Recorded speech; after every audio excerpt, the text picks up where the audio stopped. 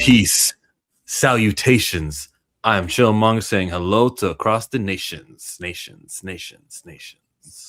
Bust down Pantheanas. Happy Thursday, folks. It's Good the to see you. Thursday, the weekly tradition, the three-headed monster. Darius won't be available right now, but Darius told us last week, and he did give us a link to the GoFundMe. Also, if you wanted to support Ayona's journey with love, if you want to, I'll put the link actually right now. It's in the chats of all of our streams right now. So if you guys want to go ahead and give love and support to a real life, this is all fun and games and play. This is real life. So if you want to support during that journey with cancer, that is what is occupying Darius's time right now, family, and that comes first 100% of the time. So if you're thinking of doing a super chat, don't do a super chat. I'd rather you spend the money over there on the GoFundMe link we just put in there. So, and thank you to anyone who has already. Appreciate you guys. Absolutely. So it's going to be just the two of us today. And when we go, comic books, wrestling, we don't even got it. You know how we start early with the wrestling? Because, Darius isn't here. We could talk about it whenever today, huh? We want to do it. Whenever. Where we never actually go. We usually don't talk about the Power Rangers. I love that franchise. I'm sure you guys love that franchise too. Or at some point you watched those movies. So over at San Diego Comic-Con, it's an early start, and we got my boy where is he? This dude here, the Legacy of Nerd, breaking it down. The Hasbro situation there with the Power Rangers show that was shot but then kind of canceled, but then the Percy Jackson guys are going to refresh it. What's going on with Disney Plus's Power Rangers? Okay. Disney Plus Power Rangers reboot news. I am at San Diego Comic-Con. I just left the Hasbro private press event that they had this morning. I talked to the Hasbro rep that is in charge of the Power Rangers franchise, and what she told me is the Disney Plus Power Rangers reboot is still in development. Now, it's not officially greenlit, but it is in development. It is not canceled. They're still working on it with Jonathan Steinberg, Dan Shaw from the Percy Jackson series. So I'm trying to get into the Hall H. I don't know if that's going to happen for the Percy Jackson panel, see, just in case they talk about it. But yeah, the Power Rangers reboot is still on. Can you imagine if the Percy Jackson panel happens and everyone's just asking Power Rangers questions? Because it's Comic-Con, people care more about that than this novel, Percy Jackson. That's not out of the question at all. Development still. It hasn't officially been greenlit, but it's not canceled. That is the official position that Hasbro has on the Disney Plus Power Rangers reboot. I am here at San Diego Comic-Con. I am covering a lot of stuff here. So make sure that you're following me on all the apps, all the socials, because everything's going up in different places where I can get it up, when I can get it up. But that is the latest. Got you here. Disney Plus Power Rangers reboot is still in development and not canceled. Thank you. Disney. His audio was kind of low still, but we got what we got. Thank you to the Legacy Nerd over there. If you say so, bro. But there's too much money to leave on the table. They have to do a Power Rangers. They own it. They got the rights to it. If they don't do it, someone else will. So I guess, I don't know. Yeah, but the series is not the money maker, right? We know streaming series don't make money. So if they were going to do something to capitalize on the fact that they bought it, you would think it'd be a film. However, I would be good with a limited series, even if it was an ongoing thing. Power Rangers. I am weary of the quintessential Disney touch that seems to spread over every IP they purchase. But maybe it'll be a different track with Power Rangers. Maybe it'll go well. I will say the campy type of fantastic feel that Power Rangers gives off is up Disney's alley. It's what they want to do. It's what they would prefer to do. The ultra family oriented type of content. The colorful. Yeah, very bright, very colorful. But, remains to be seen whether or not they'll be successful with it. A Disney Plus series is not going to make money, and they don't have the rights to make the toys. I think Hasbro still has those. So, what is their incentive really to build to a movie? They could make the money off a theatrical run, but if they're not confident in it actually doing anything theatrically, then I guess put it on Disney Plus, see if it gets you more subs. Yeah, that'd be a good movie idea. You have this Power Rangers show, and then one day you do the Morphing Grid movie where, yeah, there's these Power Rangers here, but remember all those Power Rangers from the last 30 years? Well, they've got this super mission, and then in that, it elevates the cast on the TV show because the Morphing Grid is down. This chaos in every universe. Yeah, there you go. Another franchise doing the multiverse. I was about to say a Power Rangers multiverse story. Which, I mean, if it ain't broke, I guess. The Japanese version was canceled. I know what that means. That would mean that, so there's a show called Sentai or Super Sentai, and every year they do a show, and there's a new cast, and they're all wearing different Power Ranger suits, but they're not called the Power Rangers. You take the footage from that, and all the fighting, and all the special effects, and everything that's already spent money on that show, and you just have actors who speak English take off the helmet in one scene and do a talk, and they're at the base and everything, and you save so much money on the action scenes because all you do is use this Japanese version where their faces are covered and it doesn't matter. You just have someone else voice over it while they're talking. So that show in Japan is no longer happening, which means they've got to make all original, which means that the budget for the show is way higher, which is worrisome. And Power Rangers has never not had this Japanese footage to rely on. Now it's crazy.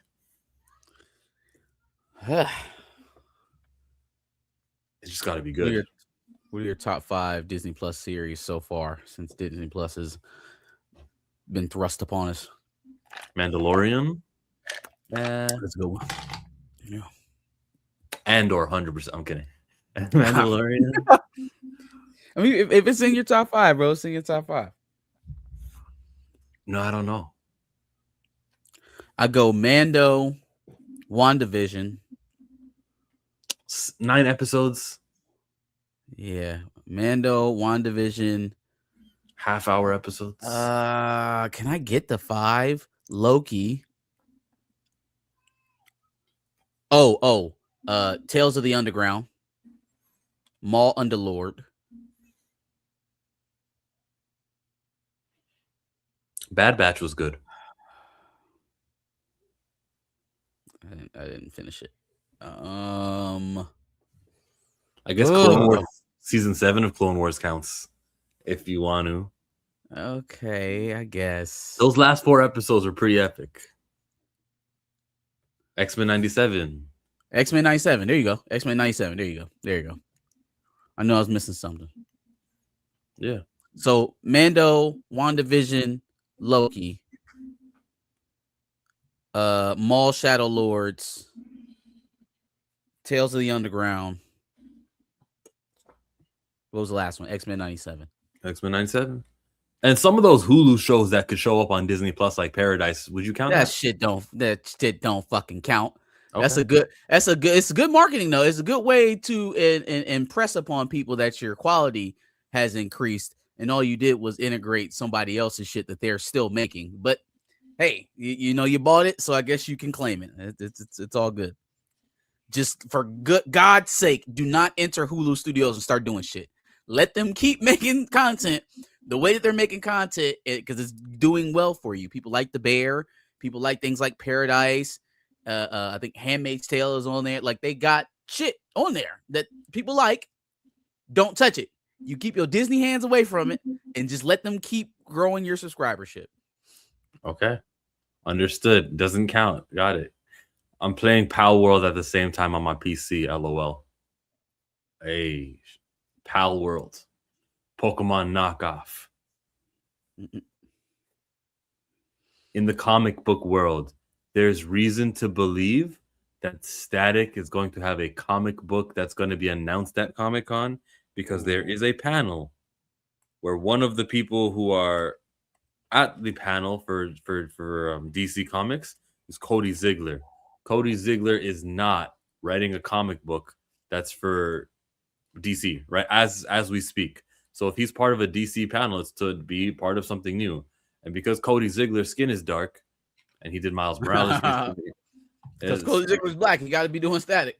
Yeah. Only logical explanation.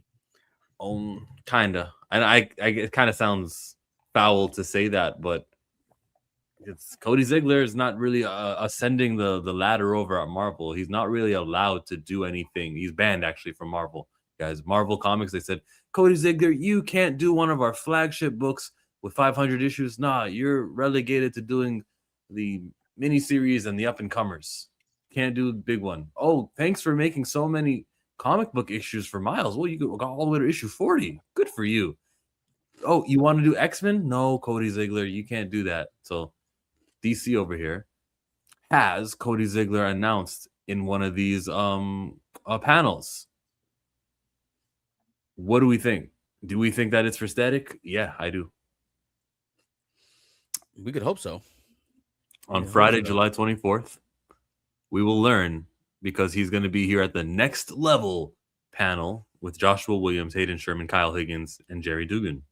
Cody Ziggler at 3 p.m., between 3 to 4 tomorrow morning, afternoon, is going to be announced for what comic book he's doing, the Next Level comic. And remember, Next Level is that initiative where they're giving a chance to people, to comic book characters who aren't traditionally always there, the Wonder Woman's, Flash, Green Lantern. So I think that's reason to believe it'll be somebody, maybe Static, hopefully. Who could it be if it's not going to be Static? What are the other potentials? Oh, Vixen, but Stephanie Williams would be Vixen. When it was announced the Next Level thing and like nobody was black and it was like 10 different books, Scott Snyder took to Twitter and he said, did you think that was only all of what we're going to do? This is only the first wave of Next Level books. Here we are probably 5 months later and we're going to get another wave, which, bro, don't tell me this was the plan the whole time. You're reacting. It took 5 months to get this next wave. Oh, if you correct the action, I'm cool with you playing the fuck out of crazy and acting like it was your plan all along. It just has to be successful after the fact. Like, go ahead and save face if that's what you need to do. Just correct the action. Okay, then that's what they'll do. And that's what will happen. The Next Level did have Jamal Campbell writing and art for Zatanna. So people are being given jobs who maybe one day it might be beneficial to know, okay, well, the guy who's doing the Miss Terrific book, what's he ever done? Well, he's also done Zatanna. He's also done, and like the list of his, not filmography, bibliography, the list on his bibliography is long. So it's kind of helpful that jobs are being given. So I like it. I see value in it, even if, Jamal Campbell's not doing Cyborg or something. He'll get a chance to do Cyborg and be typecast eventually. If it's black, I hope it's Black Lightning, Static, or Mal Duncan and Bumblebee comic book. Oh, Mal Duncan. Who's that?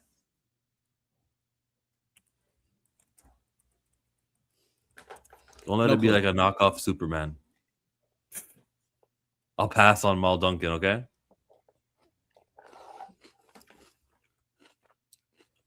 Where's he from? He's a superhero in the 1970s, is where he debuted in the Teen Titans. Having numerous code names since his inception, the character has noted among the earliest, if not the first, African-American superhero in DC. Duncan is also, I don't care if he's first, by the way, if he's a Superman knockoff, he's a Superman knockoff. Duncan is also notable in being depicted in the first interracial kiss in comic book history with Lilith. Throughout publication, the character history has been subjected to various revisions, having been raised in either Harlem or Hell's Corner in Metropolis. Duncan has been portrayed as both a non-powered human and metahuman. After a chance encounter with the Titans, he subsequently joins the team as the second Guardian and, for a brief time, Hornblower. He becomes involved with Bumblebee, eventually culminating to a marriage. All right, then Mal Duncan and Bumblebee, like a married couple. They call this man Hornblower. I'm a fucking riot. I'm going to riot. I'm gonna burn something down if they call him Hornblower. Original version, Duncan had no superpowers. Okay, but the current version was formerly a metahuman whose powers allowed him to manipulate sound for a variety of purposes. Oh, that's why he's a hornblower. See, he manipulates the sound. Please including being able to emit ultrasonic vibrations through a scream similar to Black Canary. Oh, he's not a superhero. Superman clone then. He's his own guy.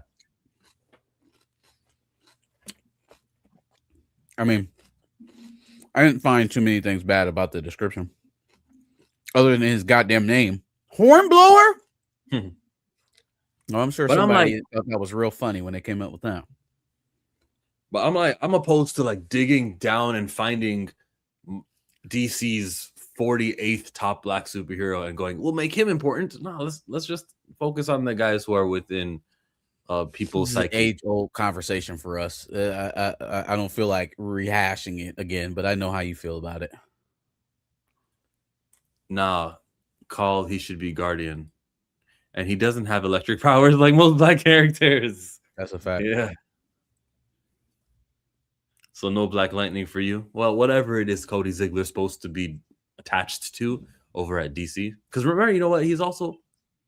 But time out. I was going to say, he also writes TV shows, but that wasn't the TV show panel. Those were all comic book heads. So it's going to be for a comic book. Cody Ziegler. That's the upcoming news, because a static comic book is probably what it's going to be. If you are reading New Titans, you can pick up issue 38 next week, and you can see Static joins the team. He's on the cover and the variant covers too. And you can buy that comic book, and maybe if you haven't pre-ordered it, you buy that comic book, you sell that thing out, you make them want to make a second printing of it. That's always good news, because second printings get attention. I think second printings are misleading. I think you should have already put it on your pull so that we don't force a second printing. But hey, second printing, you know, everyone loves to retweet that. This is great. We have a second printing. All right. New Titans, issue 38. Look out for that. How optimistic? On a basic level, second printings mean that your sales outproduced your projections, which could be the fault of the patron, or it could be the fault of the seller. But in a general sense, I guess outselling what they thought you were going to sell is not a bad thing. I understand you wanting to have the amount of orders on the first print, because then that means that's a book they have to keep writing. But, you know, if it outperforms, it outperforms. If it outperforms its projections, that's not necessarily on the creator of the book, or the, you know, or really on the audience, right? If somebody naturally finds something that they like and it starts spreading like wildfire, isn't that what we want to happen to comics? Yeah, if it's natural, right? Or if it's something that organically is happening. This has been announced months in advance. We've had like 2 months of knowing that Static would be on the New Titans. So it is a failure, not on anybody, because it's issue 38, not issue 2, not issue 3. For 38 months, your comic book store has knowledge of how many New Titans to bring to their shop and how many they're, you know, to sell. So they know, okay, look, last month I brought 13 to my store. The month before it was about 13 to my store. The month before it was about 13 to my store. How much are they going to bring this month? Probably 13. It really is up to us, the customers, to tell them, guys, I'm now interested in buying this comic book because Static is going to be on it. So it is a huge failure upon the customers for not letting people know at their shops, letting all of our shops all over the world that we're going to be picking up this book when it comes out in August. I don't know, man. You're asking a lot from the consumers. You're asking a lot from consumers. Well, like, hey, it's not enough for you to walk in the store and just buy the book. No. You gotta tell the person that you bought it from, hey, I plan on coming back and buying this again. Have a reoccurring, you know, pool of this book for me. And I get it. Comic books is a very particular business. Yeah. It would behoove them, maybe. I mean, I don't know how you even ask them to do this, because they're dealing with very thin margins. It's not like they can just erroneously buy more books. But somewhere along this pipeline, from writer all the way down to comic book store owner handing you your books, somewhere along there, we have to figure out the issue of why we have to do it like that, without it being all on the consumer. Because again, the idea is to grow, or to at least be able to sustain at the level that we're at right now, so you could possibly pass this down to your kids.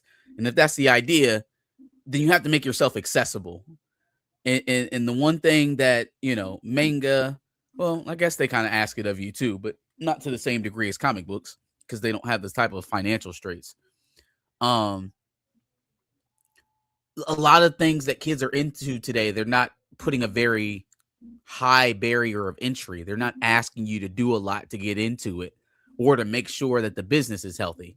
right? Simply engaging with it at a tangential, level is enough. So how do we convince people to continue to be interested in this like kind of archaic art form without making it easier for them to get into it? Is kind of the idea.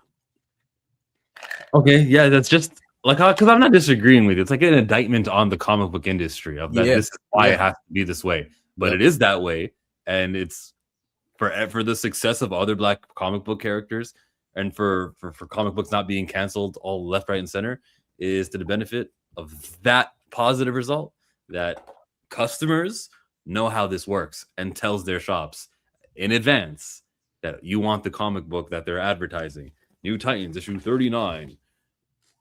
Get that book. New Titans, because Static is there now. And now when DC sees, oh my God, when we put Static on the team, this book sells. That's great, right? Rather than the second printing route, which is, oh, we didn't print enough because we just printed how many New Titans we were always printing. And then, oh, surprise, surprise, all the books are out. I mean, they're going to tout it like it's a positive thing. But I'm going to say, well, this is just clear that milestone readers aren't on the ball with pre-orders. Chill and Marcus, my goats. Don't forget to include Planet Fanatics Darius in that conversation. Stamina's in the building. London MC. Hey, what's happening with Supercell, bro? Where are we at? They filmed and they finished that part, and the main villain isn't going to return because he got arrested in real life, right? I think so. Yeah. I don't know if that's what's causing the delay again, because that I feel like that if that shouldn't cause you to have to go back and reshoot the entire show. I don't think, because unless he was playing a very, very big role in season 2, it shouldn't have been all that. He died at the end of season 1, presumably. We didn't see it, but we could have just assumed he's dead now. it. Yeah, he could have just left it that way. So why would it have taken that long to fix that? I think there's something else afoot here. Something doesn't smell right. I want a smell test. A Michael poster behind Chill with 1 billion written in all caps. With the power of green screen, I could probably do that. Man, it's been 10 years since season 1 of Supercell. It ain't been that long. They done found a cure for sickle cell before Supercell season 2 comes out. I did see a news update about somebody who's reversed his sickle cell disease, excuse me. Yeah. Who even remember the story of Supercell? Yeah, you can't even remember how to spell it. It was Super, right? It wasn't Super. Super. Come on now. What you guys are doing right now is you're being hyperbolic. You're exaggerating beyond reasonable measure. Get your eyes orange. I might have a reason to rewatch that show, actually, because it's been so long. Yeah. Y'all will wait 2 years on the next Game of Thrones. Y'all can't give Supercell a year. Can't give him a full year. The next Avatar, where he's much older. It's kind of off-putting.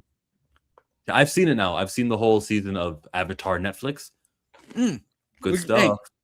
Man, I liked watching it. They made some changes with when the library episode happens.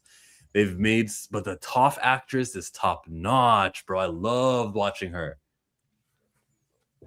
So I liked it until it got to that part, like kind of like the middle of the season. Most of the Ba Sing Se, the Dai Li episodes, like I get it. That was a big part of them being in Ba Sing Se, and kind of what delayed them in their, attempts to prepare to fight the Fire Nation. But some of the rearranging that they did, I didn't care for, like how Jet wasn't with his homeboys when he died. Like he had left them and never reconciled it though. So he meets up with Zuko, meets up with Zuko, tries to fight the non-bending firebenders, and then meets up with Katara and helps Aang and them get into the library. The library's not in the middle of the desert. It's in the middle of the city. Appa's not stolen by underground. Appa's not stolen by like desert pirates. He's stolen by the Dai Li. And it was a lot of changes. Even the final scene where Azula hits Aang with the lightning bolt. Like it was shocking, but it wasn't what I felt when I was watching that television show. Like you felt like they was about to get away. It's like, damn, once again, the Avenger or the Avatar gang escapes by the skin of their teeth. Oh, bam! And get hit flying away on Appa. And I don't know if it was that sequence exactly, but for some reason, them trying to revive Aang at the end did not hit the same as them just fading to black after he got hit with that shit in the actual series. Like a lot of stuff didn't carry over emotionally. I said this about the Uncle Iroh's video on the anniversary of his son's death, right? Whole day, Iroh's in this funk. Nobody can really get him out of it. And the episode is really focused on Iroh being in this funk, and nobody knows why, right? Then we finally see him, sit down underneath that tree, start singing that little Soldier Boy song, and a little tear crept out of my little pre-adolescent eye. You know what I'm saying? It didn't deliver emotionally like that in the live action. That could be because we're looking at actual human beings, and you gotta do something different, to affect that way. Could be some of the changes that they made in the story, but I didn't like some of the sequencing towards the middle of the season, and then some of the things that they changed. I don't know. I know you couldn't do everything, so I'm trying to cut them a little bit of bail because it's still enjoyable to watch. But I didn't care for a lot of the changes later in the season. For 7 episodes, we got what we got. Yeah, you got what you can get. Sorry. 7 episodes. Next season, I think you need to extend it. Don't know how though. This is supposed to be the final season, but we're still in Ba Sing Se. It's supposed to be the last season. Do you do the Sparky Boom Boom Man, the thing with the eyes? I heard viewership is low for this, so do they even want to spend half of their audience? Just half? Okay. Yeah, they lost half of their audience. Now, maybe goodwill and audience will start watching it in between, because Game of Thrones increased their viewers throughout the years. They went 8 seasons. That's all. It always could happen where like no one watched it right away, but maybe they'll stream it in the next following months and they'll go, okay, well, look, the viewers are here. I mean, maybe even still losing half of your audience when you premiere it's a Black Panther level of audience loss. Coming out of this Paramount Plus movie that they just put up, there may be some Avatar goodness happening, and maybe someone's going to be like, I want to watch the Avatar movie, and they're on Netflix, but they don't have it, but they have this, and people will watch that. You ever watch for something like you ever want to watch a TV show? It's on Prime, but you're on Netflix and you're searching it, and then you don't really find the show, but you find something maybe in the same franchise. Something else, something close. Yeah, I guess it's that's probably not that many people. It's probably not 10 million people who are going to do that. Like, has it happened to me before? Yes, it has. Is that a regular occurrence? Probably not.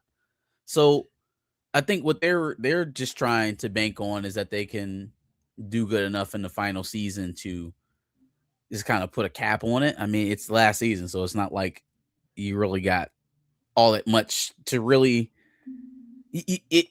the fast tracking that we've already felt to this point can only get faster because they have so much left to cover and 8 episodes to try and clean it up in. So, do the best you can.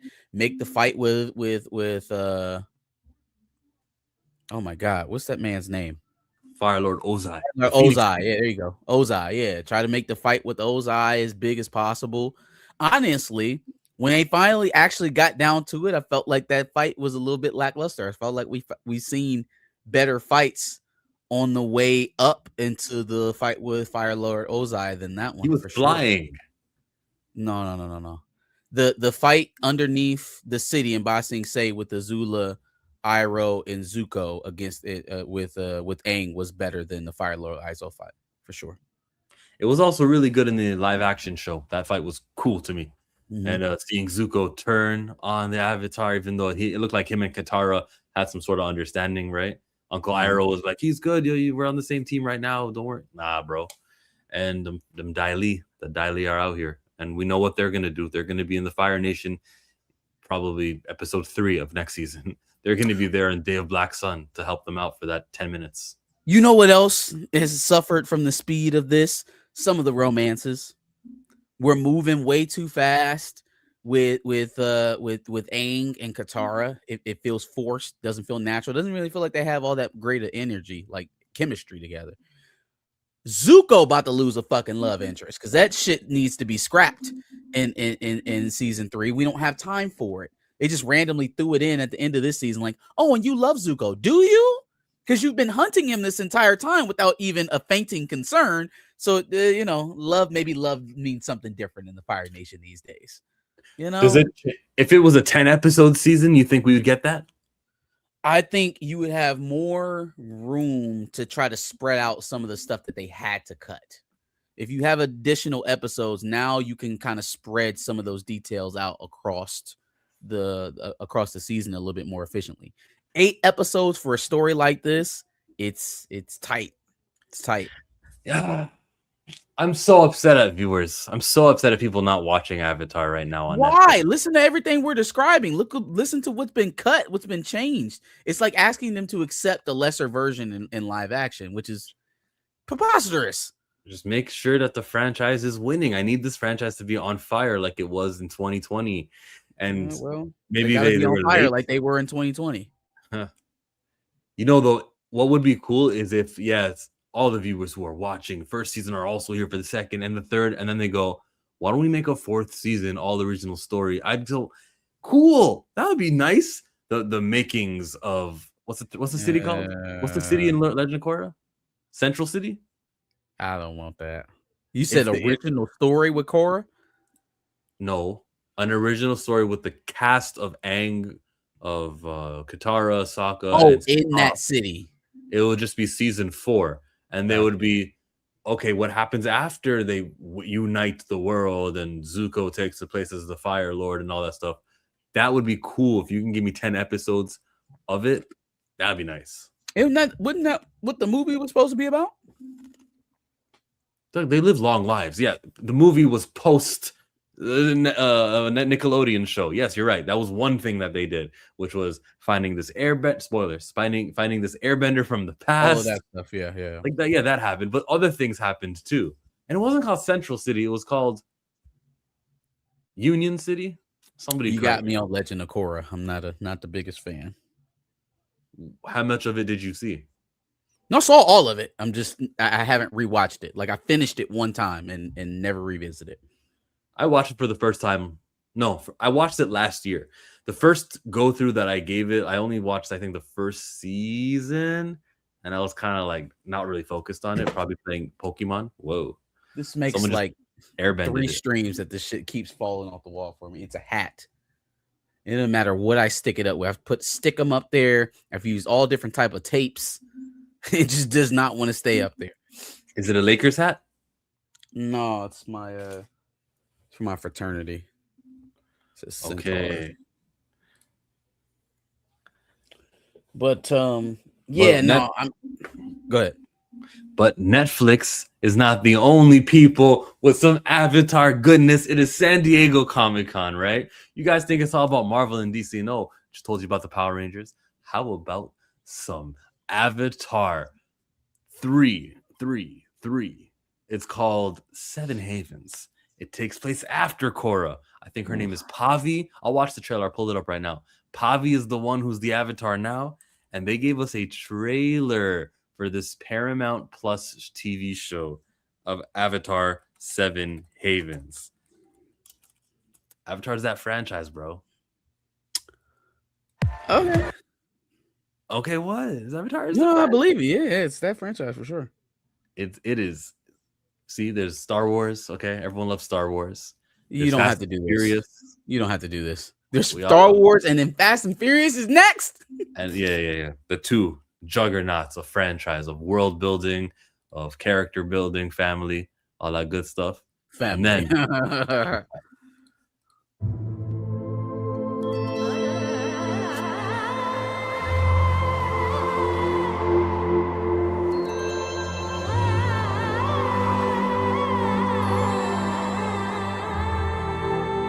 Why do you look like Me. Twin, where have you been? Alora needs to be prepared, because long ago our ancestors weren't. And the Avatar let us down. Korra.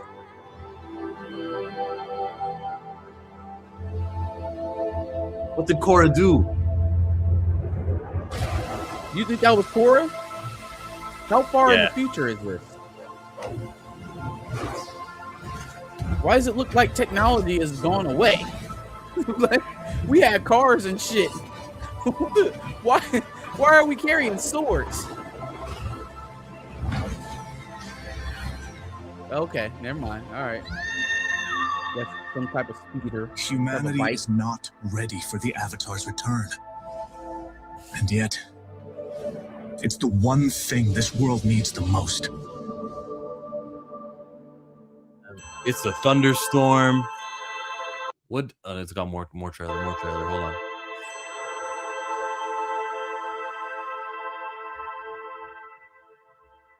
Volcano.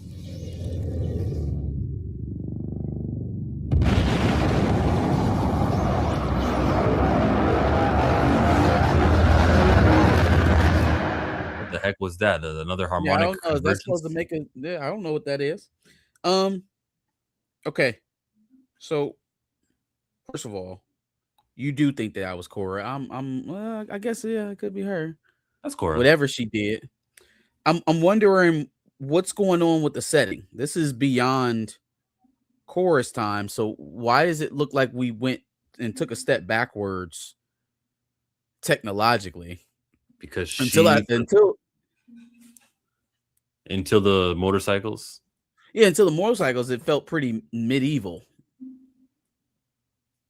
Yeah. Right around here. And then I don't know, man. I guess I'm down with kid characters and maturing as the story goes along. I mean, that's how Avatar started, right? But like, they seem really young. Like I didn't feel like it was going to be like this young. This is like, it's not young adult young. This is like Disney Junior young. How long is it going to take them to grow up? When are we going to get the first like age bump? I think like Korra had a 3-year age bump in one of those seasons. Okay, that's cool as long as it happens relatively early. I feel like watching the coming of age process step by step is different when you're not actually coming of age. Like I'm just gonna be sitting up here doing what I'm doing with the Yanu and be like, all right, let's get to the more mature stuff, please. Let's advance this storyline beyond deep people bad, Elu good. You know, very surface level. She's about the age of Yanu here. She's not older than 13. Whatever her age is here, though, let's call it 12 years. So Korra has to die, and then 12 years has to pass at least. If Korra, but how old is Korra in this flashback here? She's got like a gray streak here. Yeah, she's at least like an older woman, 50s, 60s, maybe. When we representing white hair, they're saying that she's aged, she's seasoned. Yeah, Korra doesn't have to grow up until she reaches the age of 94 and then dies, and then 12 years pass, and then Pavi gets born, right? So it doesn't have the age gap.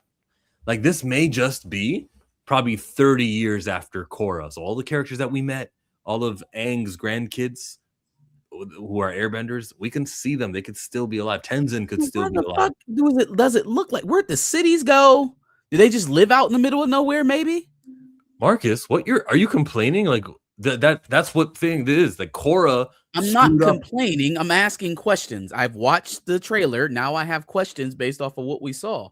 Yeah. The world is not the way that it was. Things went wrong. So then that's telling me that something cataclysmic happened. There was some world-ending event. Maybe even whatever this is that Korra was involved in, maybe that resulted in the world looking at the way it is now. Maybe that's why there's such a stigma about the new Avatar coming back.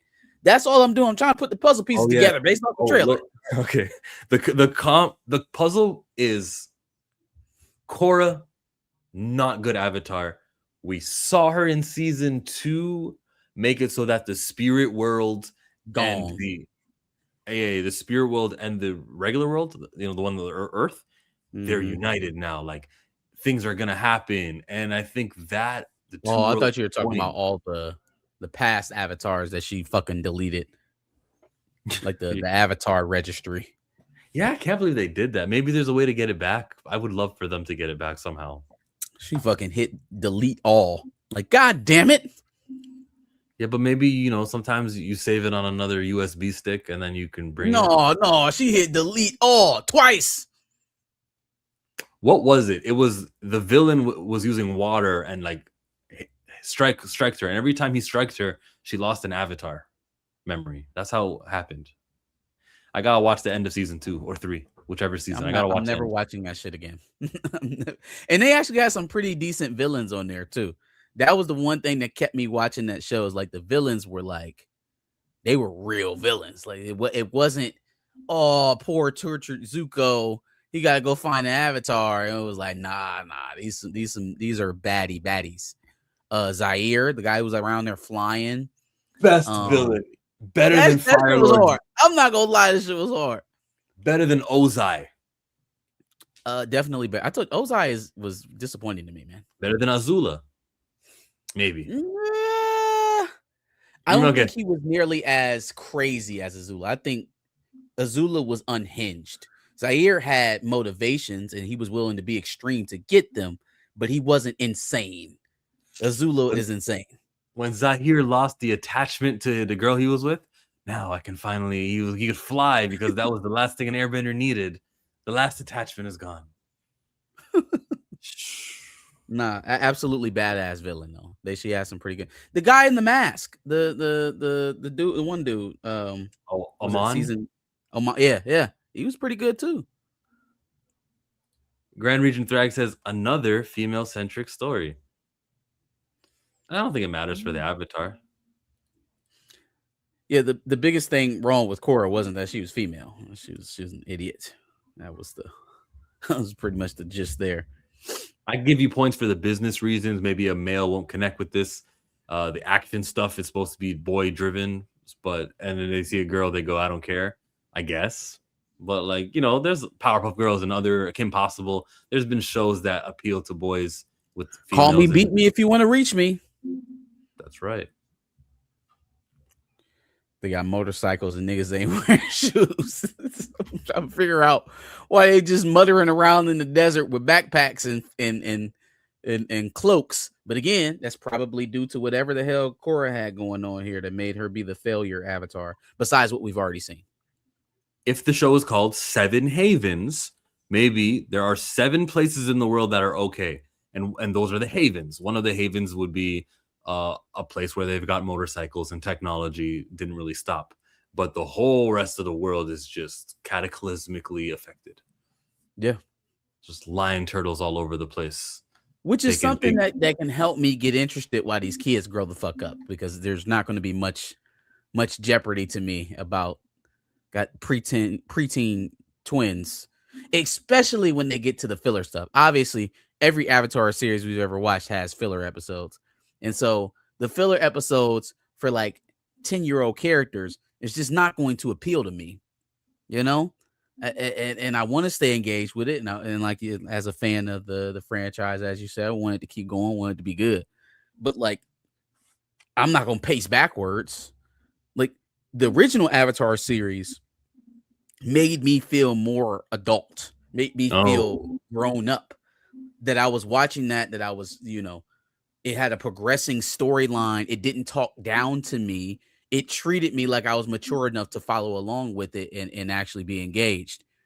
That's what I'm looking for in the franchise, not just one project. You know what I mean? I don't want it to be a thing that goes away. I want that to be a calling card, if you will, for the franchise. In the foreground, I see the technology isn't saying much. There's walls, though. And I wonder what for. Are there beasts and animals that they've got to protect themselves here for all these walls? And then in the background, I guess the center of the city, you got some sort of architecture there that is man-made, right? Yeah.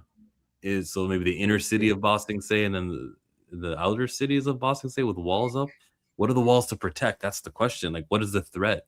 that a wall can stop. So nothing that can fly, I guess. Maybe like And I coyotes. mean, this looks advanced somewhat, right? It ain't shit around it. It's like, what happened?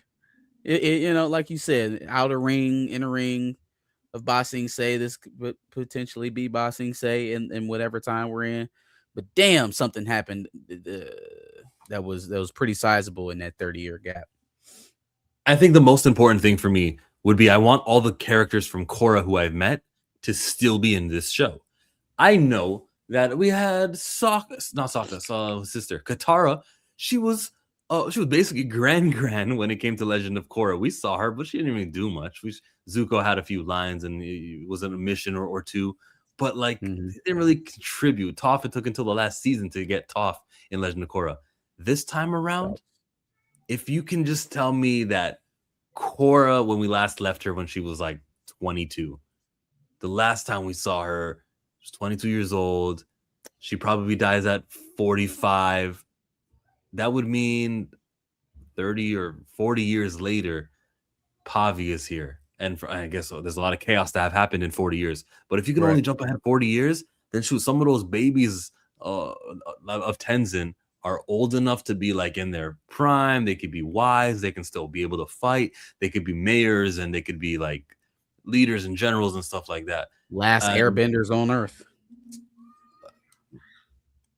Well, other than Korra, I guess. Well, no, Korra gone. So yeah. But don't you remember in one of the later seasons they explained how there's more airbenders? Like the ones Zahir got one. People got powered ups. So yeah, there's some airbenders out that exist again because of what she did. Oh, okay. Oh yeah. Oh yeah. I do remember that. It's like her bringing back or her integrating the spirit world. Didn't it have something to do with that too? Yes. So like I guess balance was restored. People with the airbending gene that was dormant, it just awakened now. One of Aang's kid, the Boomy, I think Boomy was he never had the airbending until that season. They did it at season 3. Yeah, so that was Aang's kid Boomy. Man, look at the storytelling. Would you ever? Never mind. I don't want to get into your personal life and what you would name your kids and what you wouldn't name your kids. Go ahead. Would you name your kid after somebody who, like, a friend of yours, or would you like? I don't think it would have to be a really good friend. Would I ever name my kid Josh?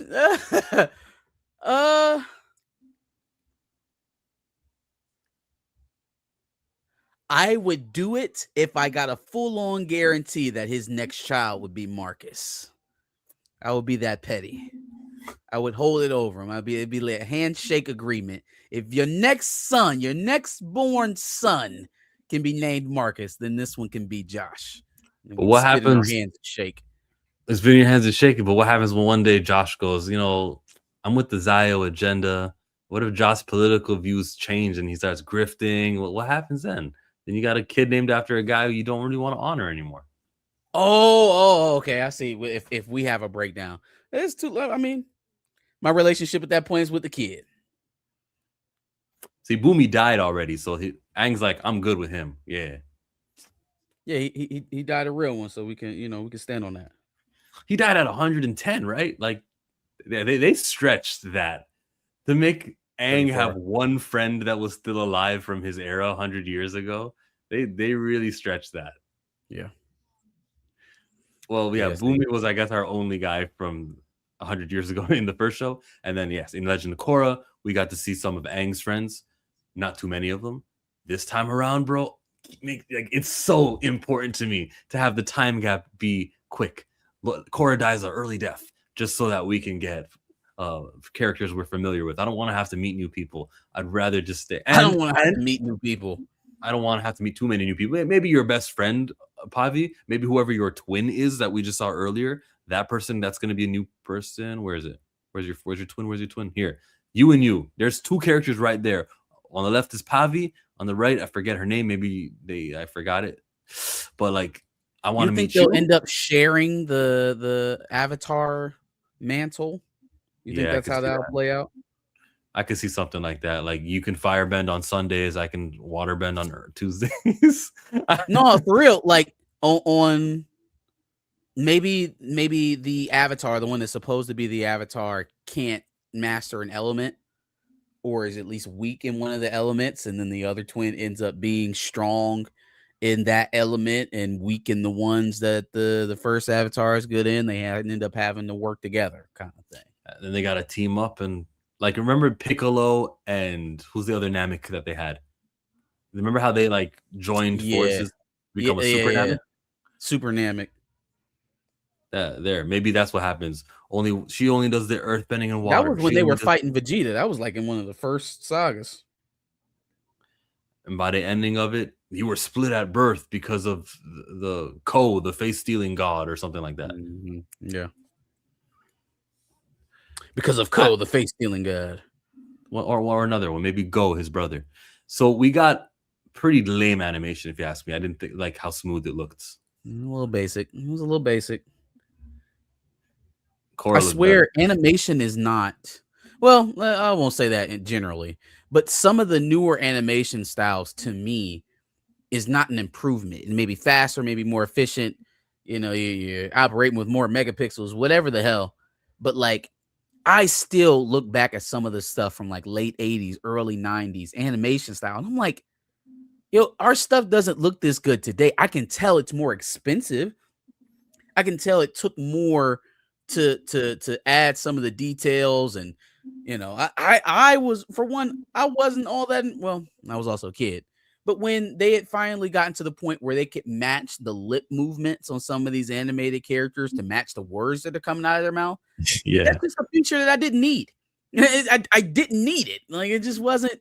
I could have stuck with the, you know, unambiguous while all the words are coming out if it was going to save us some of the rougher edges we're seeing in animation these days, because this doesn't feel like an improvement. It looks more expensive, does look more modern, but better. Nah, OG series is killing this animation. I had that in X-Men 97. I had that watching Arthur in the later seasons. Like, whoa, this is different. Like, the mouths are just odd to me. Yeah. It's like they're actually talking, and now I'm a little bit weirded out. As you can see here, there's a hug. So it's not the evil twin, or she's being fake, but it doesn't look like they're fake. Yeah, but they were fighting earlier, and both were using earthbending here at this portion of the trailer. They're both earthbending. And Earth is next on the cycle. Yeah, Roku was fire, Aang was air, then Korra did water bending, so the next would be Earth. Yep. That's dope. Earthbender Avatar. Yeah, we got an Earthbender Avatar. She's young and hoping for a time skip, hoping for flashbacks. It's interesting because the world is the world right now. Like, look at that place. Hey, let's handle the elephant in the room. Because I mean, both of these characters are mighty brown. Is Avatar getting their first black characters? What kind of Asian is that?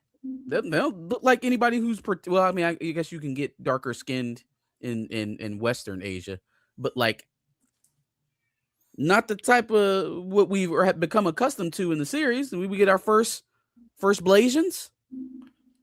Yeah, but look at the hair texture of them. And That's why I said Blasian. The hair texture it suggests that they're from the land, but the skin tone says maybe there's something a little bit extra mixed in there. Oh, it's gonna be on streaming, so it is what it is. Dudes have Polynesian. It is what it is. Another one's asking about the males and the females. You want to touch this?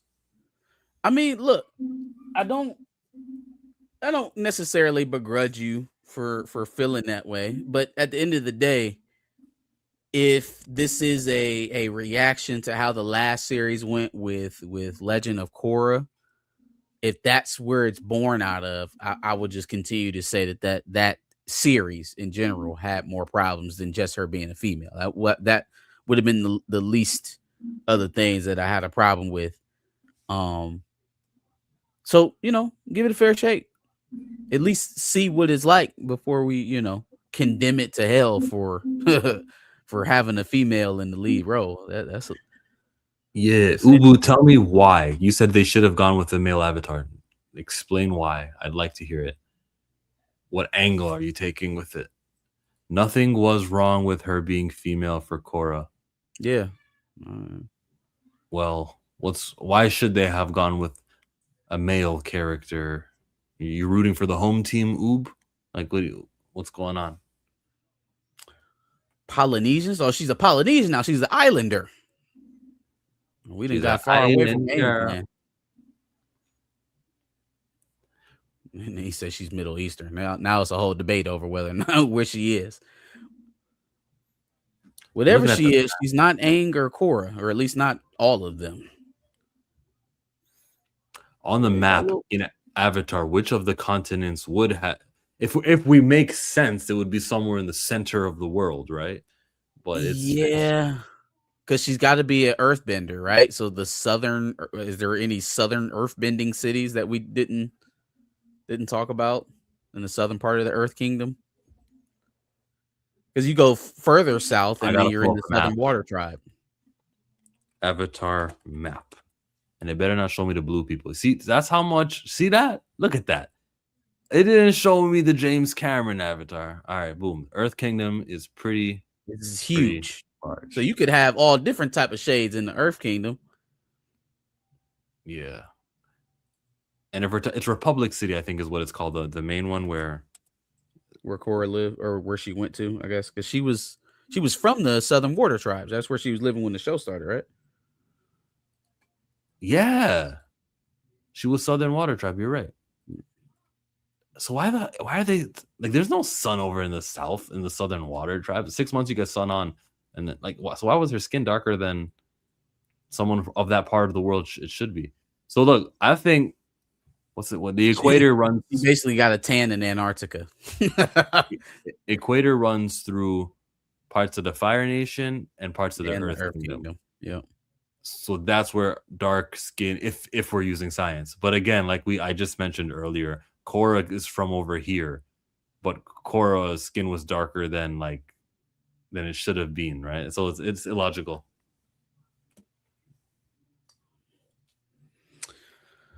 Oh no, I just thought that was interesting as well. It's the fact that those are the brownest characters we've seen in the franchise so far. So yeah, worth noting.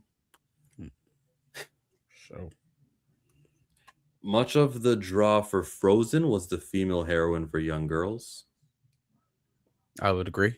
It's also a princess. This is not Frozen though. Yeah. This is not Frozen. This is male. I won't say it's male. Well, it is male targeted to a certain degree. It's male oriented, and it's based on a different type of quest. It's still quest driven, but it's a different type of quest. Like Elsa wasn't out there fighting snow monsters. You know what I'm saying? It was more sort of a therapy session with her ice princess sister. So Ice Queen. Battery says that Inuit people live in the Arctic and have darker skin at times. Interesting. I don't know enough. Don't Inuit people travel? I've never even heard of that word. Aren't they nomadic though? So they do dip down and then they go back up, or no? No clue. Mm-hmm. Yeah, I don't get it. I don't understand. And then when did they get there? Did they get there from a part of the world that is darker and it just? Hey man, I'm starting to realize that there are dark-skinned indigenous people everywhere. I'm almost to the point where I believe that they're like every indigenous person might have just been darker skinned, because we're everywhere, bro. Like there are indigenous black people all around the world in parts where we wouldn't even think we're supposed to be. There are indigenous black people in Ireland, like not just people who migrated there and made their way there. No, people who were, So the question is, why did human beings who produce less melanin, how many years of away from sun do you got to be? How many generations does it take to kick in? Because if Inuit people have dark skin, it's like maybe they just got there. Oh, you're saying how would it? So because it's more 1,000 years. So I know it's funny to talk about it like it's a tanning thing, like you don't have enough sun, but in actuality, it's more of a genetic thing For some reason or another, the humanoids, or the step before we get to what is our name? What's our scientific name? Homo sapien. Homo sapien. There you go. Close, the step before we got to Homo sapien. For some reason or another, the people in the very, very far reaches of the north, the ones who dwelled in caves for long swaths of their existence, also had a genetic precursor that calcified their melanin glands, which keeps them from being able to produce melanin.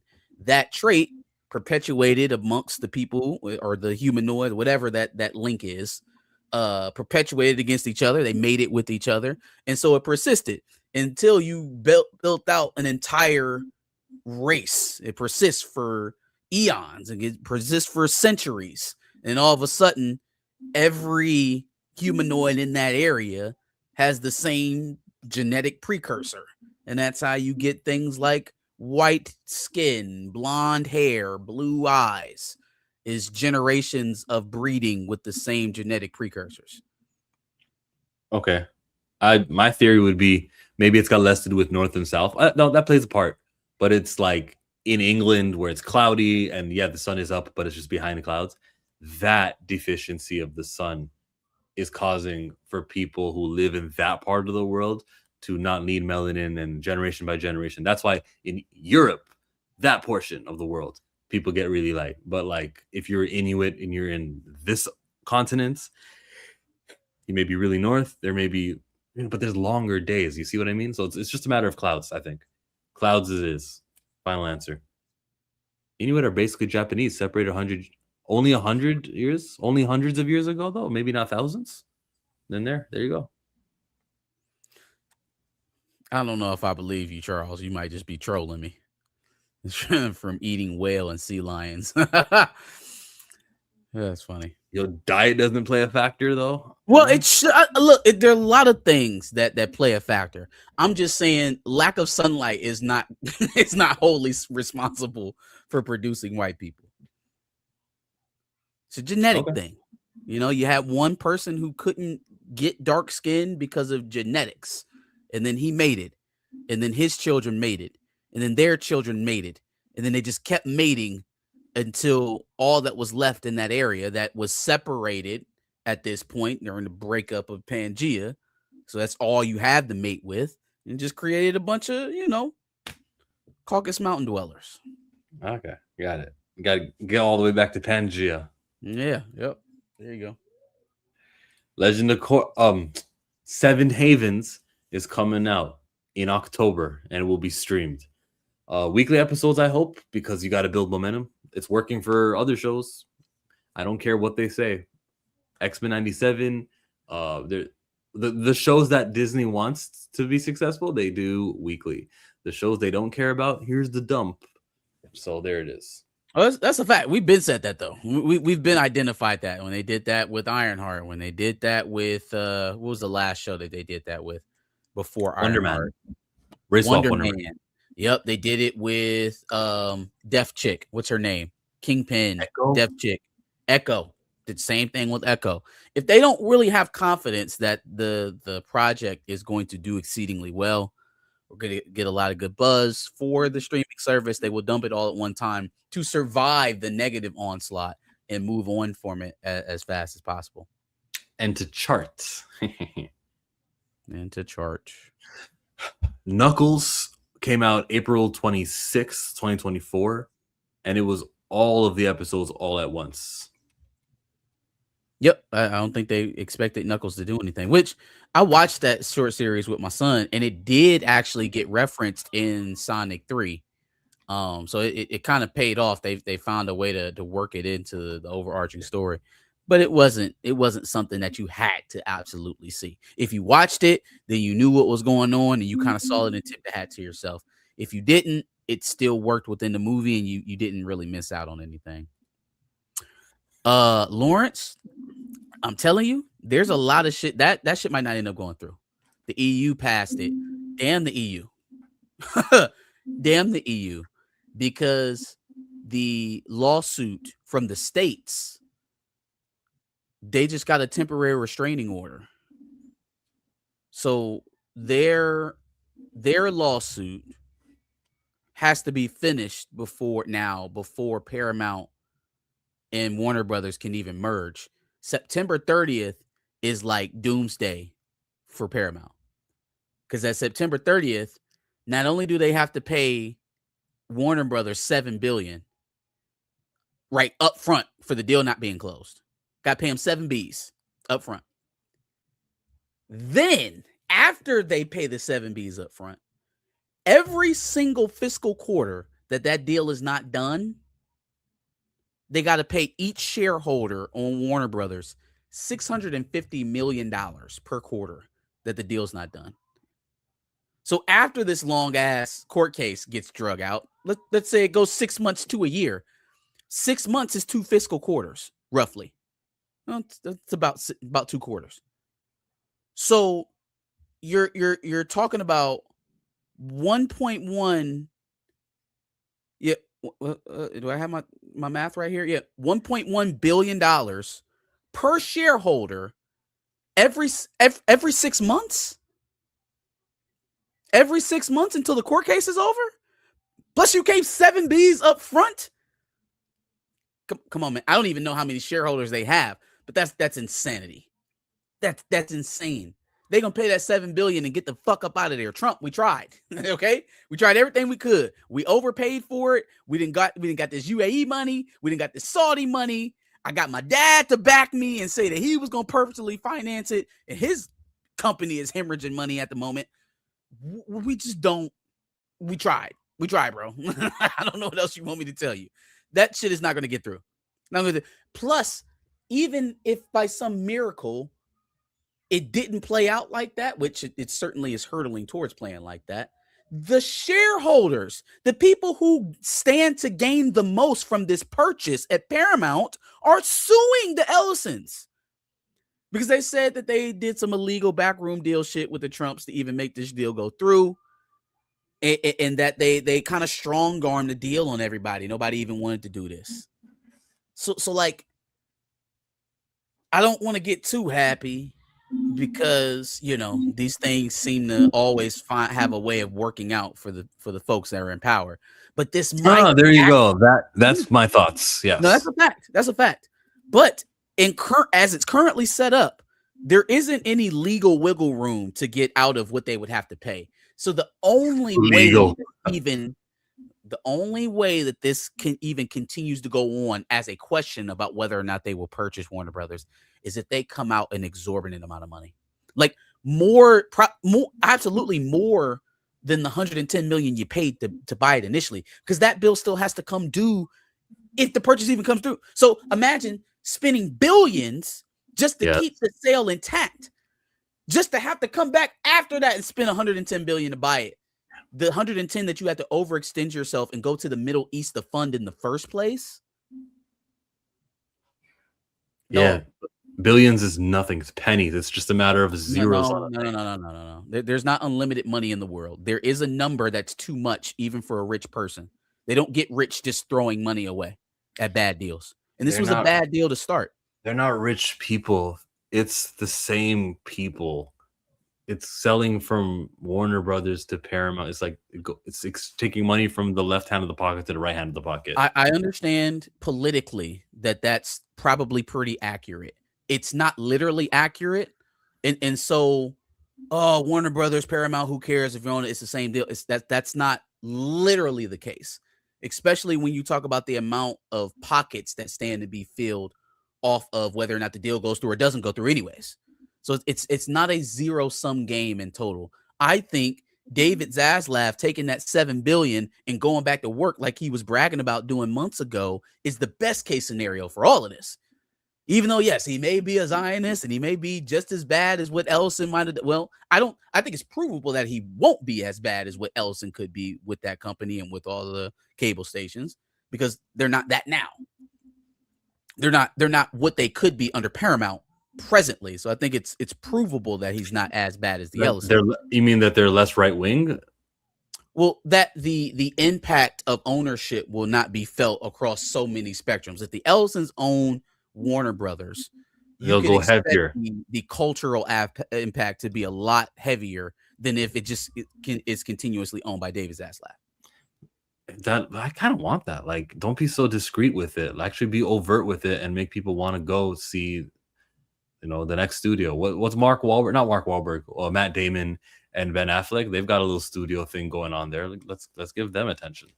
Let's create the desire for another studio. Yeah, be overt with it. I think this deal is shot because eventually it's going to become. You have to make this money back, and when your flagship is struggling, what is that man? What is not David Ellison, Larry Ellison, Oracle. Uh-huh. When Oracle is struggling the way it is, I think they lost 36 billion in market share or something like that. Yeah, this but quarter. the government will bail them out. Money means nothing. Government will take care of all of them. Didn't the Everybody government can't get pass bailed out something at the last same week? time. They can't get bailed out at the same time. And then, okay, so you're gonna bail me out for Oracle and then turn around and bail me out for Paramount and Warner Brothers too? Because if they do this, if they pay them 110 after the deal's done and then pay them all the money in between just to keep the deal open, like, where do you suspect we'll be 2.5, 3 years down the line and they'll be parting this thing out to somebody else? They'll be asking for a bailout in 2 or 3 years for the same company. Yeah, but that's, again, it's just pocket. It's the same person is wearing the pants, just moving from one pocket to another pocket. Yeah, I don't simplify it like that because there are way too many variables involved. Like, from a political standpoint, you're right. Like, there's not much difference other than the fact that I don't think that Zaslav is all that interested in tearing his cash cow apart to serve Israel. Like, yeah, he may do some favorable things. He may have some actors not acting. Of course, we'll donate all the applicable monies to the IDF and AIPAC and whoever else needs a check.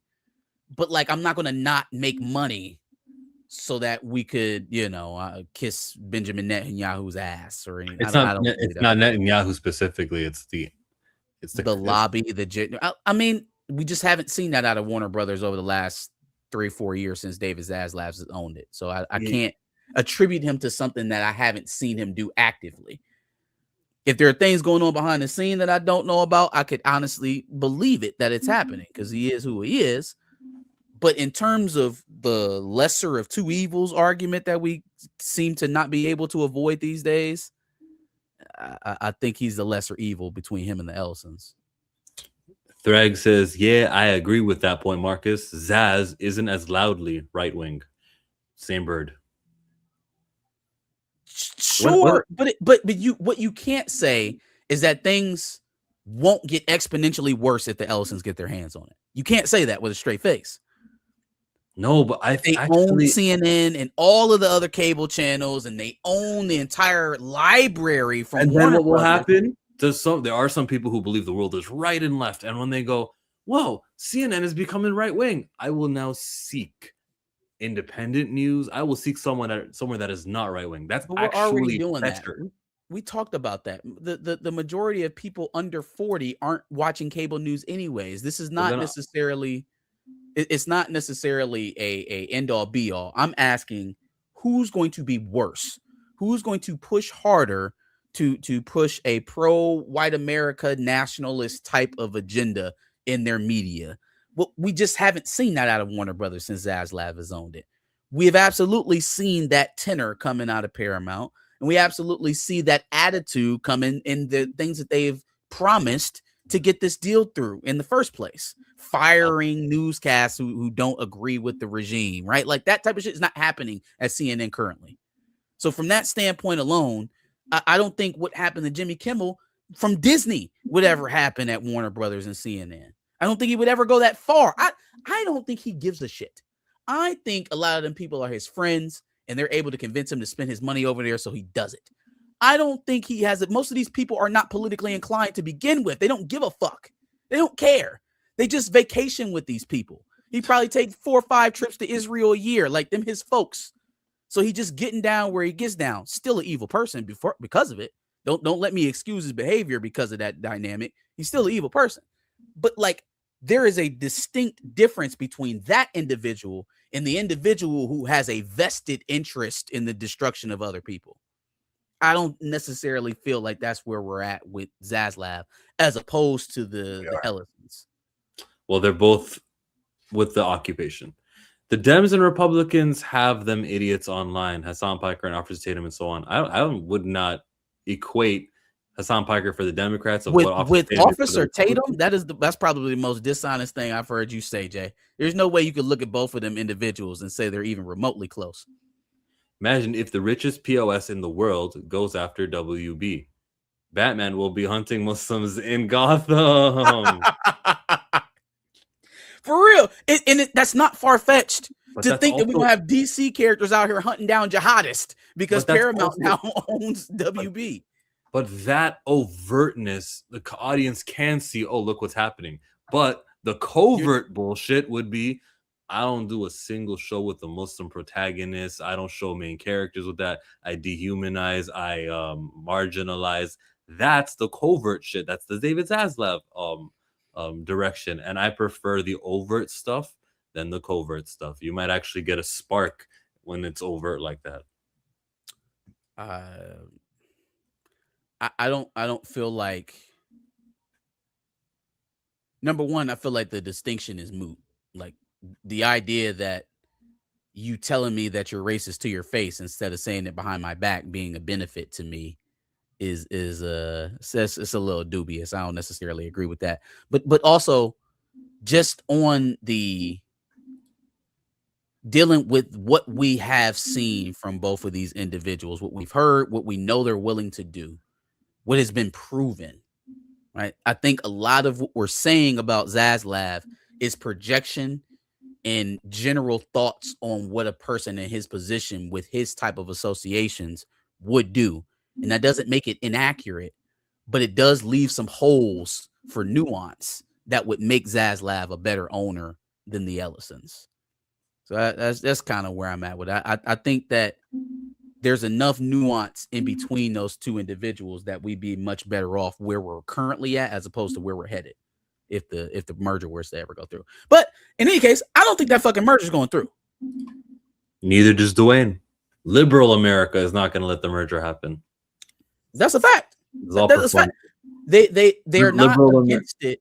No. Listen. They are not even against it on the idea of consolidating power. I think what this is, because if Warner Brothers was about to get bought by Netflix, I mean, I don't know would you consider Netflix to be liberal or left leaning?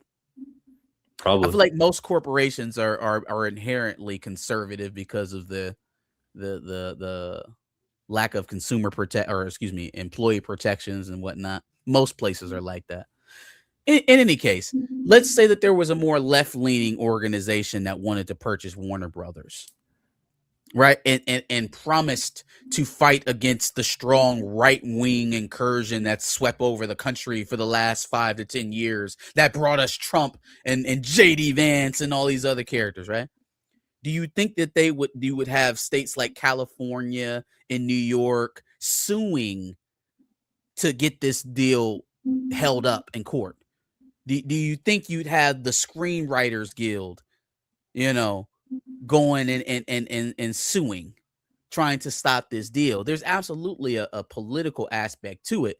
Now, we can view it on the merit and say that it still shouldn't go through, but at the same time, admit that the politicians that are involved in this play are probably not doing it based off the merits, or just doing it off of a pure rivalry standpoint of not allowing the other side to dominate them in any way, shape, or form.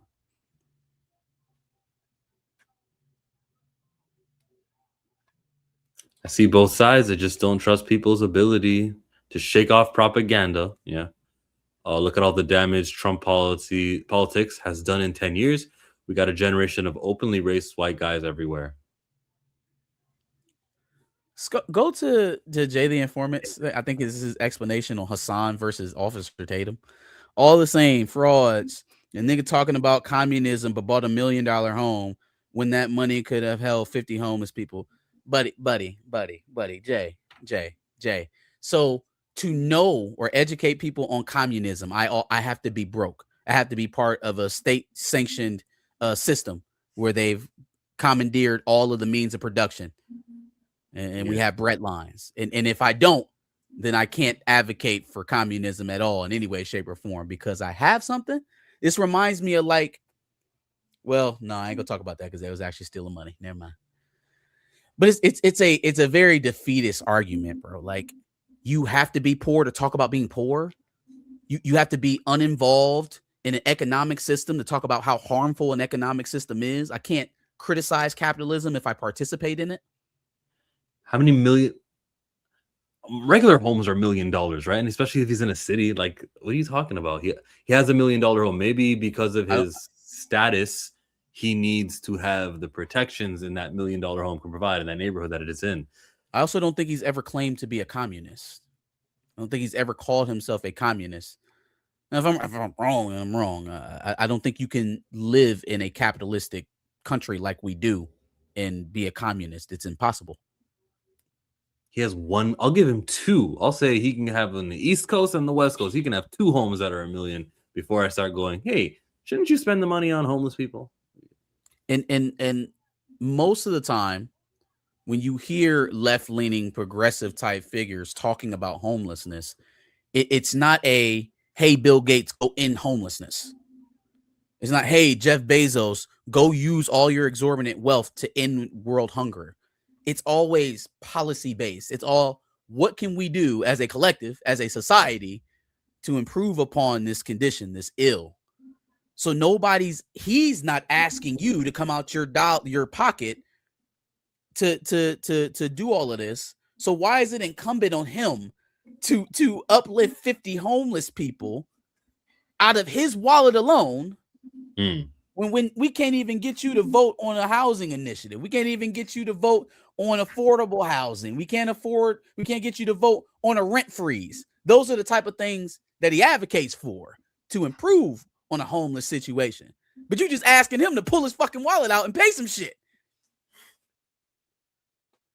Like, I don't even get what the argument is there. So since I won't go broke trying to help other broke people, I can't advocate for broke people.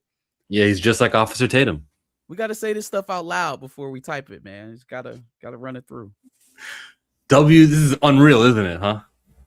Jesus. What a segue.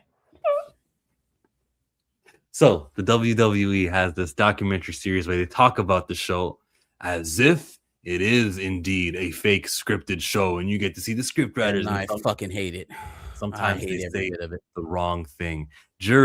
So they covered Cena's retirement, they covered all the injuries, and they covered lots of things, right? CM Punk and AJ Lee, they had a dog that named Larry, not Ellison, who died. And it was pretty sad, bro. I mean, they pulled on the heartstrings earlier in the first couple episodes, and then we find out the dog died. To me, the highlight is Oba Femi's ascension and Trick Williams getting signed at the same time. They got lots of screen time here on this documentary.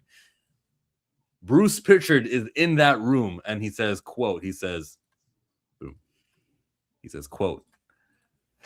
we have to be patient too as far as when they come up. They're not going to be effing ready when they come up. I said, Bruce, shut up. What? So you don't watch NXT. You do not understand. Needs to be fired. As if they hadn't already been in a developmental show on the CW to get ready to be on the main roster. Trained by Shawn Michaels on a daily basis. What is the point of having the developmental show if when you call them up from the developmental show, you still say that they're not ready? Because I remember Hunter said, what are they doing on NXT then? Then what is the point? What's the point? Yeah. Triple H was like, Trick is not going to learn anything more down there. Now he just got to be there and share the ring with guys who are more experienced to improve. Like, there's only so much he can get better at. And I'm like, thank you. It sounds like a guy who's done this for a living. I've felt this way not about Trick Williams, because I feel like they're still, even though I feel like they're hurting him, but they're still trying to push him. They're pushing Oba very heavy. I worry about a guy like Javon Evans, who they seem to be turning into a mid-card jobber. a youthful talent that they've had who came in, maybe not the same hype as Obafemi, right around where Trick Williams is, though, absent the big entrance and chant, every bit the wrestler that Trick Williams is, and probably a little bit better in the ring. Is capable of doing a little bit more with, some older talents on the roster than I think Trick is ready to do at this moment. But they're not doing anything with him. He's been chasing the Intercontinental title for 3 months. And here's what really gets me, right? God bless Gable and the match he had versus what's got Ludwig Kaiser as the other El Grande Americano. Great match, probably the match of the year. But the idea that you march back in on Raw and leapfrog Javon Evans now to get a SummerSlam title match, and I get it. It's in Minneapolis. It's his hometown. They're big into Gable right now. They're trying to push him. He keeps trying to do this fucking speed clap shit every time you come out. I wish he'd stop doing it. But why? Put Gable on SmackDown. Let him have a fucking feud with Trick Williams and Yachty and have him compete for the U.S. title. Why would he leapfrog Javon, making him lose yet another tournament, yet another type of swing at Penta after you showed that he was mad that he didn't beat Penta several months ago? It seems like they're slow playing him the way that they wanted to slow play Trick in Oba, and it doesn't make any sense at all. And if you really want to see a cautionary tale as to where that can lead, he's not ready yet. He's not ready yet. He's not ready yet. Oh, the fans think he's ready, but we know he's not ready for the push. It's Braun Breaker.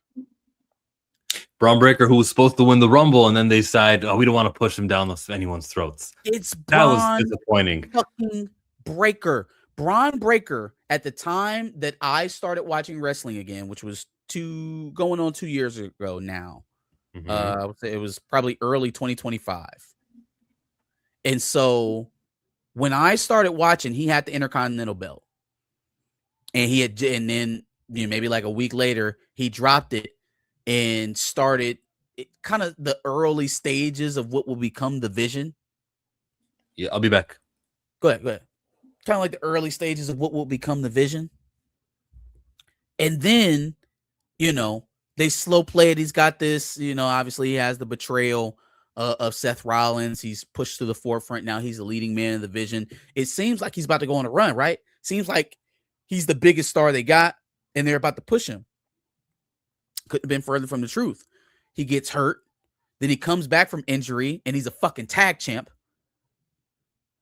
which is the funk. Then it seems like they're going to get away from that because, he ends his feud with Seth Rollins. Okay, that's cleared up. And then the Profits beat the Vision for the tag team championships. Now we got the belts back on the Profits. All right, cool. Breaker can break out and do his solo thing. We don't need this Vision shit anymore. Bronson Reed done got hurt. Logan Paul done got hurt. Everybody hurt except for him and Austin Theory. And they're the fucking tag team. I love the way that they covered that, though. Like how everyone's getting knocked down in the graphic. Oh. Yeah, like everybody got fucking hurt. So like, this thing is dead. It's cursed. Move on. Go to his solo push, and let's use what's left of the momentum we had built for him last year. No, we're just going to take the belts back off the Profits and make Maxine their new manager. Okay, he's gone. He's going to leave because you know what they're going to do? They're going to be like, in a year and a half, they're going to come to him and be like, Braun Breaker, see, when we gave you this contract that last 6 years, we thought that you were going to be a bigger star, but that never really materialized. So now we want you to take half the fucking money that we offered you before. That wasn't part of the streaming service show. They're not that real. Yeah, of course it wasn't. Of course, we're going to get to why that show fucking sucks in a second. But just to cover some of the stuff that we've seen on there, man, it's like that's going to happen to Javon Evans. If they continue to play it the way they're playing it right now, he's not ready.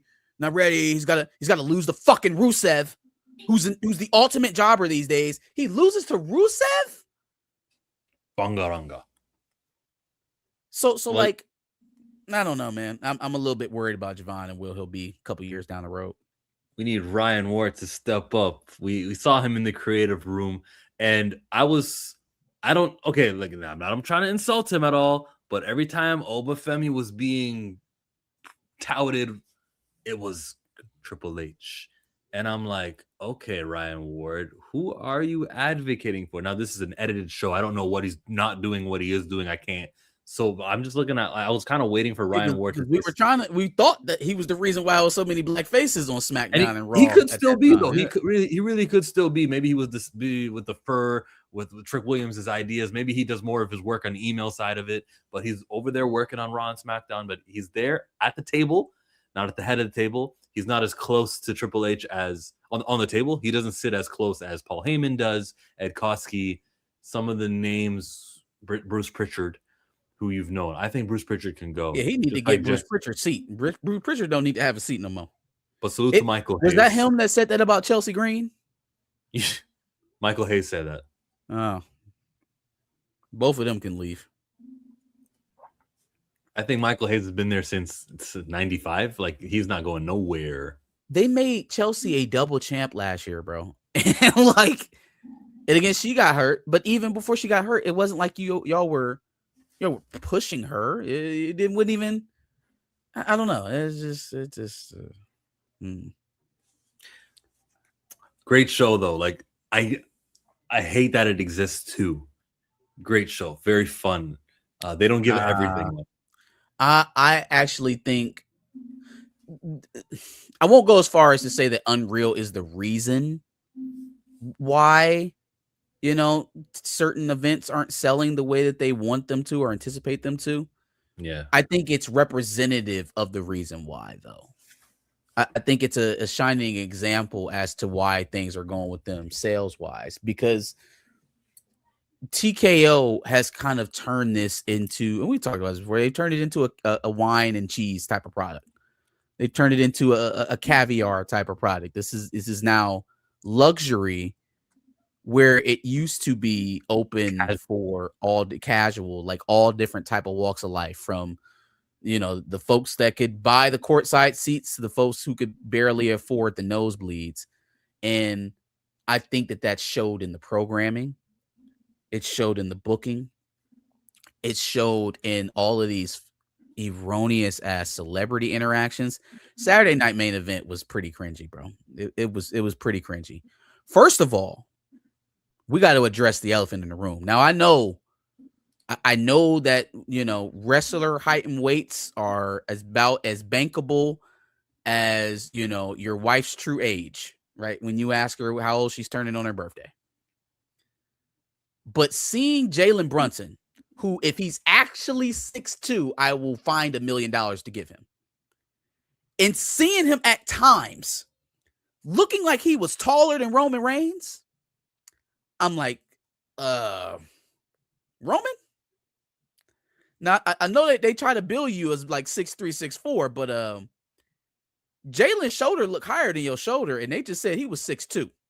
So what's going on here? Now, it don't mean nothing to me. Daniel Bryant was a thing. Look at this, bro. Look at this, bro. Does that look like 6'4" and 6'2" to you? Yeah, that looks like there's some fibbing going on in the WWE. Andre the Giant wasn't allowed to photograph with NBA players because it would reveal the truth. Yeah, he wasn't that tall. Now, that's what makes me even more impressed by guys like Big Show or Mark Henry, who are actually like, he's actually 400-something pounds. Big Show was actually 470, 7 foot tall out there wrestling on a regular basis. But like, I don't feel like it's necessary at this point. You're a megastar. You're huge. You don't. Did we need to lie about the measurables? I don't feel like it. Would it really change all that much for if he was like 6'1", 250 pounds, Roman Reigns, instead of 6'4" or 6? Like, come on, man. This is, you don't got to do that. You don't got to do that.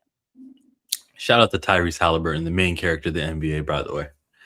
But back to Unreal. They had a great segment where you could hear John Cena versus AJ Styles, and they're like, let's do this move. And the crowd is saying, do the RKO. And everyone's chanting 619. And he's like, I don't know. Hey, make sure you clothesline me because I don't know how to do a 619. Like, that was so interesting to me. Yeah, I don't know if I ever wanted that part of the curtain peel back to me, bro. Because now when I watch wrestling, I find myself looking at their mouths, and I don't want that. Like I don't want it. Oh, I don't want to ruin that part of it for me. what Like about when they, obviously, I know what it is, and yeah, moments like this is cool. You know, when they're watching her back in Gorilla give her pregnancy announcement, that's cool. I don't want to see you choreographing a match. I already have to accept the situation as what it is, and I have to enter this reality where yeah. I'm going to come along for the ride, and I'm going to believe you. You want to hear I'm some going shit too, though? I'm Like, gonna give it to you. You can't take me out of this. You can't give me this part of it and then expect me to ingratiate myself the same way. when you have match producers choreographing a match, and it's the same 6 guys on the road. It's TJ Wilson that you just saw here in the middle. It's the same 6 guys. I don't want to name them. It makes you realize that's why some of these matches are so routine and they paint by the number. Like they just, there's no originality. Then you think of Nope. somewhere else like AEW and you get more variety. So that's what they revealed to me, because it's the same guys. Abyss, it's the same guys doing these matches who Yeah. are, you got to run everything by. And so yeah, that's why the suspense is the same way. That's why no one's trying submissions, or I don't know, just so many ways to wrestle a match, and it feels like they're all paint by numbers. You know what I think is missing, bro, from the weeklies, because they can still put a halfway decent show together when it's not a Saturday night main event on a PLE. I think when wrestling was at its heyday, I think there was a reason to have a brand split. They constantly gave you narrative reasons for there to be a SmackDown and Raw. There, even though that's the way the business has always existed over there at WWE, they are not writing reasons for there to be 2 separate narrative tracks for 2 different shows. It literally just creates more opportunities for us to point out where you guys are going wrong. They need to either A, go back to what they were doing in the early 2000s and give us a reason to care, because, you know, even Raw to a certain degree, you know, that's probably the only weekly show that most people are watching anyways, but it ain't been great. It hasn't been exceedingly good. Give us a reason to pay attention to both shows. Have a draft again. Have a cross-show rivalry. Hey, here's an idea. How about we have a cross-brand rivalry leading into Survival Series, which is the entire point of Survival Series in the first place? Huh. Anybody remember the Invasion and how key that was to WWE at a certain point in time? Like, that shit matters, and it makes sense for you to have multiple shows. I think there will be a Survivor Series with a bloodline that they're building towards. That could work. I don't know how the Bloodline and the Judgment Day haven't run up against each other at this point, because They're both heels. Right, but they are also the only factions in WWE that matter right now. Oh, but there's also like more female members on Bloodline. It's JD, Dominic, and they're the only 2 males right now. You're right. Yeah. It's unbalanced. I thought you were trying to call JD and Dominic the female members of the of the Judgment Day. No, I don't use females as a derogatory term over here. Okay. Oh, okay. How That's enlightened why of you. Pavi from Avatar is going to be great. See, go Okay. girls. And that's why Shuri should have replaced T'Challa lickety split in the first movie. You can get the fuck on with that.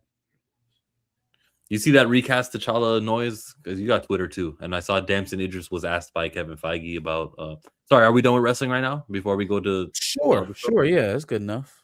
So where DC, Marvel, Lanterns, where we I'll go to Lanterns because I already had finish it pulled what up, you were just actually. talking about. Nah, do the Black Panther stuff you was just talking about. Fuck Lanterns for now. Okay, Panther.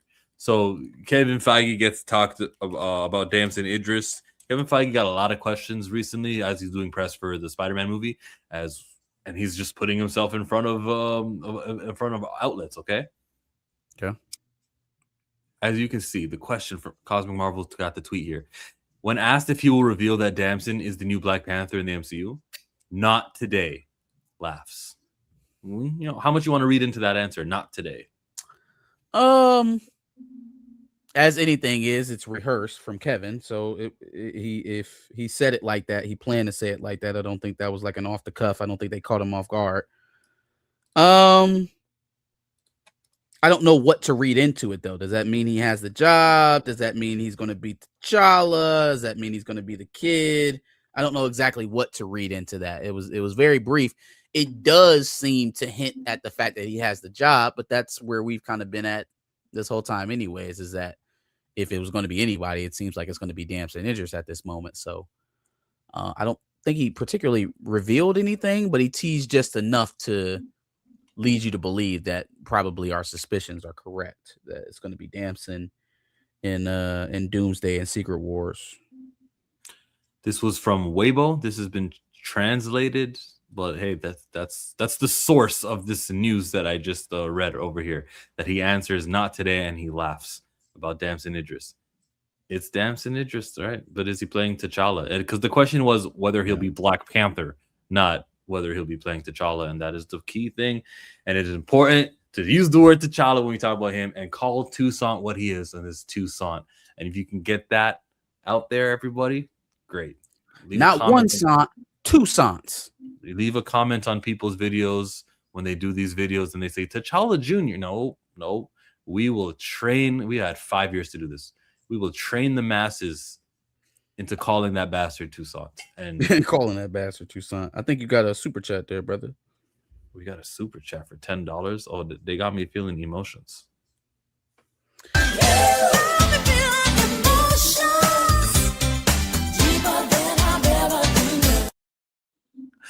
Oh, you got me feeling emotions hotter than the heavens above. I feel cool. I feel nice. I never felt so satisfied. I'm in love, so alive, intoxicated. Dre Mac, we appreciate the $9.99. Hey, bro, say it with me. Taste the biscuits. Taste the goodness of the biscuits. With that honey sauce. Yo, can I get a Tyrone Magnus dancing and put that super chat? Send me the link to that video. Taste the biscuits. Taste the goodness of the biscuits. Dre Mac is a YouTuber, the Dre Mac Show, that you should be checking out.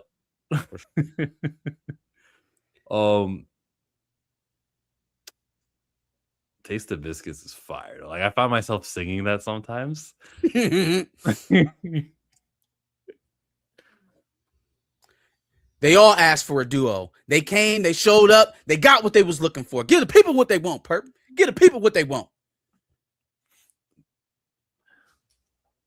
Yeah, give the people what they want. Recast T'Challa and refer to Toussaint as Toussaint. So I was talking about our singing, but yeah, that too.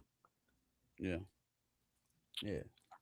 I'm never sending another super chat if Chill's gonna sing. It's just the wrong. See, I should choose a lesser artist who doesn't have the vocals. If I sang a Michael song, it would be okay. Man in the Mirror, go right now. A simple nickel. No, that's not the words. How does it go? A summer's disregard. I was gonna help you. Keep going. Broken bottle top. They find a new one, and I know when you see, because they got no place to be. Yes, I'm starting with me. I'm starting with the man in the mirror. I'm asking him to change his ways, and no message could have been any clearer. If you want to make the world a better place, sing along to yourself, then make the change. Woo! Na, na, na, na, na, na. I hit the notes there. Can't be mad at me. See, I just needed a male artist. That's all I needed. Darius is like, okay, totally not. The channel. You're not allowed to sing Michael. Okay. Why? Because he didn't make a billion. I said he wouldn't make a billion. That's why. You What am I allowed to doubted do? him. You doubted him, and now you want to sing his. Oh hell no! You're not going to sing his songs. You're Darius, not. I just said the international audience won't show up the way Bohemian did, so I think it won't make a I billion. said you will not sing his songs. God. My son reminded me that was tonight. They out there watching it in the front room now. Game versus YG. I heard Tooted and Booted. It was one of the first songs he played, so it looked like he was emptying up the clip pretty early. Watch the copyright strike completely out of sync rendition. That's because it sounded so accurate. They thought we was playing audio. We'll probably get struck for the WWE Unreal. I think I may have played too much, but you never know. I don't think you played any. I think you just showed it. We were talking over it the entire time. Yeah, but that's how. Where has fair use gone? Is fair use not a thing anymore on the internet? God damn. Not with them. And I don't know Paramount's thing. I played the whole Paramount trailer of Netflix's of their Avatar. So yeah, we might be cooked. Netflix's Avatar, we'll get you. We're just struck.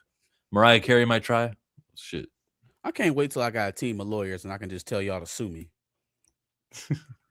So aside from the Damson Idris stuff, which last I checked, he was like showing Instagram pictures of him dressed as Prince Inan from Children of Blood and Bone, coming in IMAX in January. I'm still saying support that movie, by the way. I don't care that the author doesn't see eye to eye with them. I have not told any, and neither have you, Marcus, have said, we gotta be not supporting this one. I still say you give it your money. No, I won't tell anybody not to support it. If you're asking me what my level of excitement is, it has dropped significantly, but I'm not telling you not to go see the movie. Let's go to James Gunn. James, what you got? What you posted this 14 hours ago? Hello, Green Lantern fans. You do not want to miss this. The official world premiere of the trailer for Lanterns is tomorrow.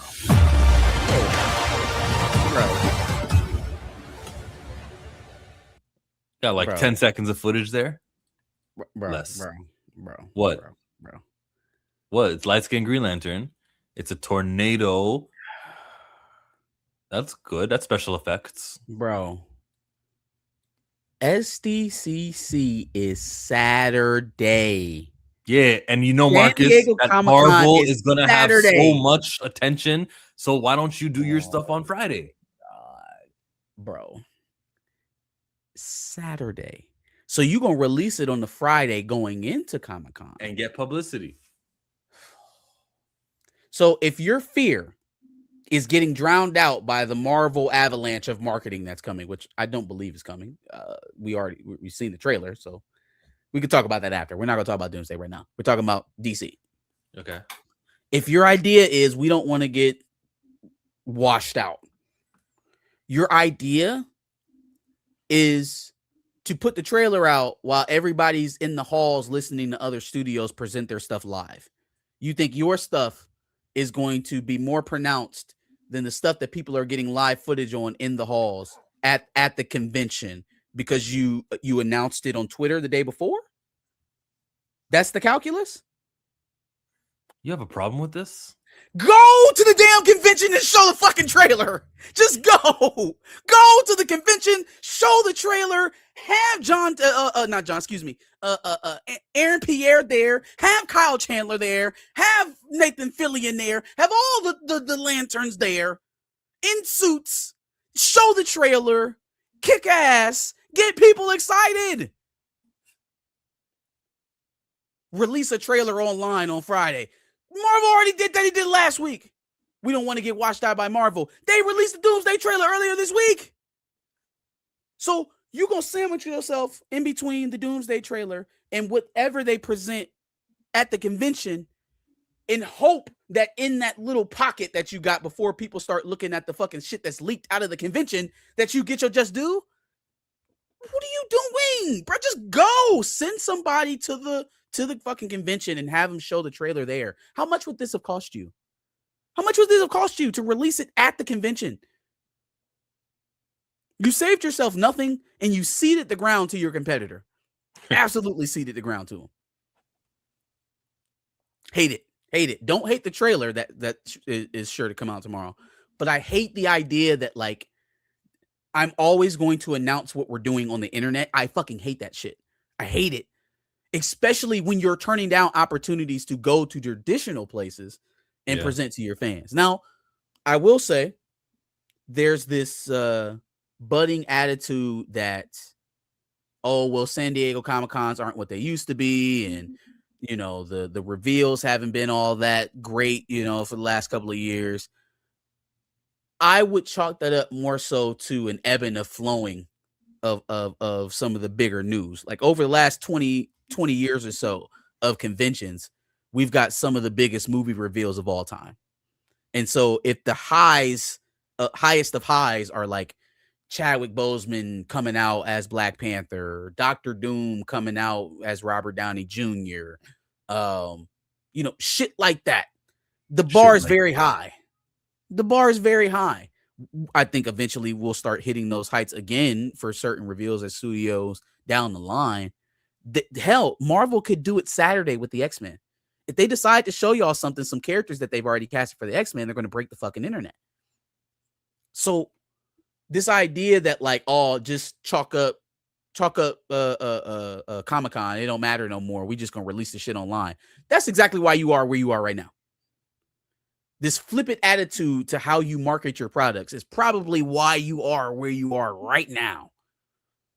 And it also makes me feel like you don't understand where you at. You don't understand the dire straits you're in. Well, there is really a correct way to use Comic-Con weekend, huh? Okay. I think so. Yeah. Yes. If you are a comic book franchise, what do you mean? This is like this is the nerd pilgrimage that everyone looks for every year. Regardless of what studio you're rooting for behind, if DC guy, Marvel guy, or somewhere in between, everybody pays attention to this Comic-Con.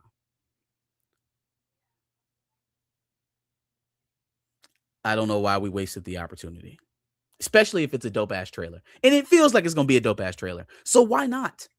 Why not?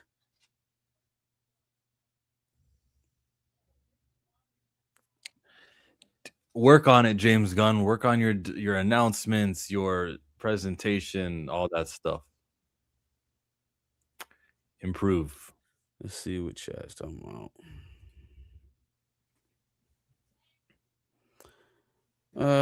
Don't see Marcus's point at all. All the costs to get to the panel is there. How for showing a trailer? The cost in showing a trailer? Of bringing the talents, plane tickets, hotel. Now that you're a major motion picture studio, that's the cost of doing a business. Flying your talent to a destination, that's what we're talking about. That's all the cost we're talking about. They're probably already in California. If you don't want to spend that, then we're kind of already shot in the foot. The shit is expensive. It gets expensive. They have multi-$100 million budgets for these projects. Yes, showing up to cons and exciting your fan base is part of it. I don't know. Did Marvel get exciting your fan base? How many people are actually going to fit in Hall H? 1,000, 2,000? It's not even about just the people who are there. It's about those people who are then going to link it online and present it as, oh my God, like they're setting the standard. If the first time we see an X-Men casting, right, is some Hollywood Reporter or Variety article with their face from some other project in the byline that they've been cast in such and such X-Men project, versus, ladies and gentlemen, we've drafted our new Storm. And then there in front of the entire crowd, they reveal who the new character of Storm is. They go crazy. They scream. That little bit of nuance in between just dropping it on the internet and seeing human reaction to it live in real time makes the difference. So we want human reactions. Do we need Comic-Con Hall H for that? Well, he's doing it on Comic-Con weekend. So yeah, you should. Where else do you? Where else do you get those? Create your own event. How about that? How about DC? Absolutely. Finds a place not in San Diego, but in Los Angeles itself, where the actors will be.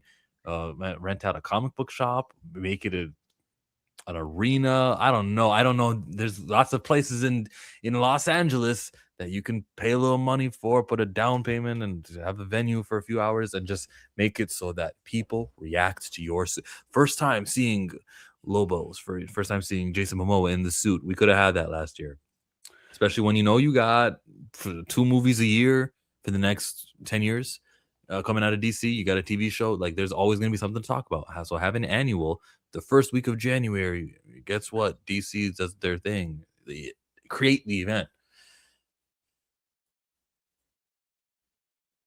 Yeah. With them not having another like a D23, it makes it even more like dire that they use this opportunity. When else are you going to do it? Like you said, you don't have another event. You don't have a D23. You don't have another like specialized con that's just for your content. So it's either go viral on the internet or bust. I wasn't even expecting him to drop anything from the way he did it last year. Well, he did. And then Kevin Feige didn't do anything last year either, which means expectations are up. People in a room, millions online. Again, it's not just about the crowd and who's watching it there. It's about the reaction that then precipitates from that crowd's reaction. Like, yeah, we all pretend that like we're these isolated individuals and we just all form our opinions based off of things that we like personally, and that's 100% of the calculus, and that's ridiculous. No one would ever sell anything if that's how things work. Your idea of what is quote unquote popular comes from the reaction of people around you. It comes from your parasocial relationships that you have. And so, yeah, releasing a video online, if it gets a trailer online, if it gets tremendous pub and everybody from here to Kalamazoo watches it and repurposes it, sure, you can get a lot of, if it's like Avengers Endgame level type of repurposing of a trailer, sure, you don't need to do anything else.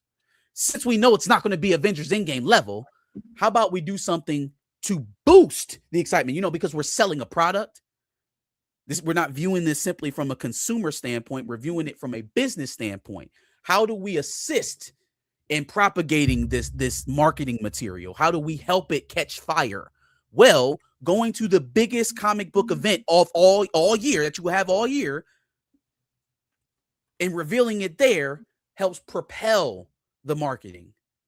It's not just, oh, well, we showed it to a room of 500 people, so 500 versus millions at home. That's simple math. We're not playing simple math games. We want to show it to that crowd because that crowd is going to go out and they're going to talk about it on their phones instantly.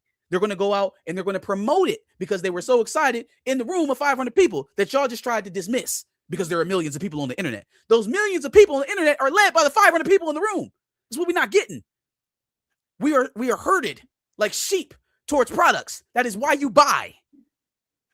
So don't tell me that these trade show like events don't mean anything, because the studios would gladly stop doing them altogether if it wasn't netting them anything. Kevin Feige had a couple more interview answers here.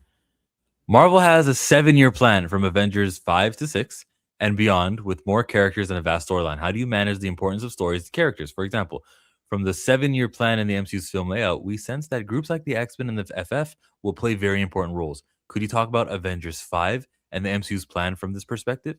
My friend told me, don't let Feige give you his usual vague answers to these questions. And he said, where'd it go? Where did it just go? He says, Avengers 5 and 6 were largely inspired by the storylines of Marvel Comics' Time Runs Out and Secret Wars. So it's customary. The comics provide significant guidance for the films we're making. Red flag. What you mean they provide significant guidance? They are the stories. They're more than just guidance. The comics are literally the story. Actually, we want to do two things. First, to bring some storylines to a close that started long before Iron Man, including the original X-Men characters. Second, to simultaneously set the stage for the future. Avengers Endgame was truly an end, and since then, we've tried and experimented with many new things, but Avengers Endgame is a beginning. It will establish a streamlined, simplified, single universe that we can keep up with. Some things will be familiar, but many, many things will be entirely new. Okay. Before I dig into Kevin Feige's word salad over here. The point of contention was releasing the trailer at the con as opposed to on the internet the day of the con. That was the contention. I didn't know that they had a contingency there. I didn't know that Aaron Pierre was there. I hope he dons the suit. Him showing up in street clothes and talking about a trailer that gets released on Twitter is not necessarily the game plan that I was suggesting. But yeah, the point of contention was, why release this on the internet the day of the con? Why not just go to the con? That was the point. Now, Kevin Feige and the whole simplified universe. The Doomsday and Secret Wars being a new beginning or end. What I'm sorry. First Endgame was the end, but it's also now a beginning. Now it's a beginning. Okay, yeah, because we're ignoring all the other projects that came after Endgame, so that we can piggyback this story right at the end of Endgame. Let's watch the movie first before we discover why it's a beginning. Maybe it's got to do with the last scene with Steve Rogers. I'm sure it has to do with that. That's absolutely what it's about.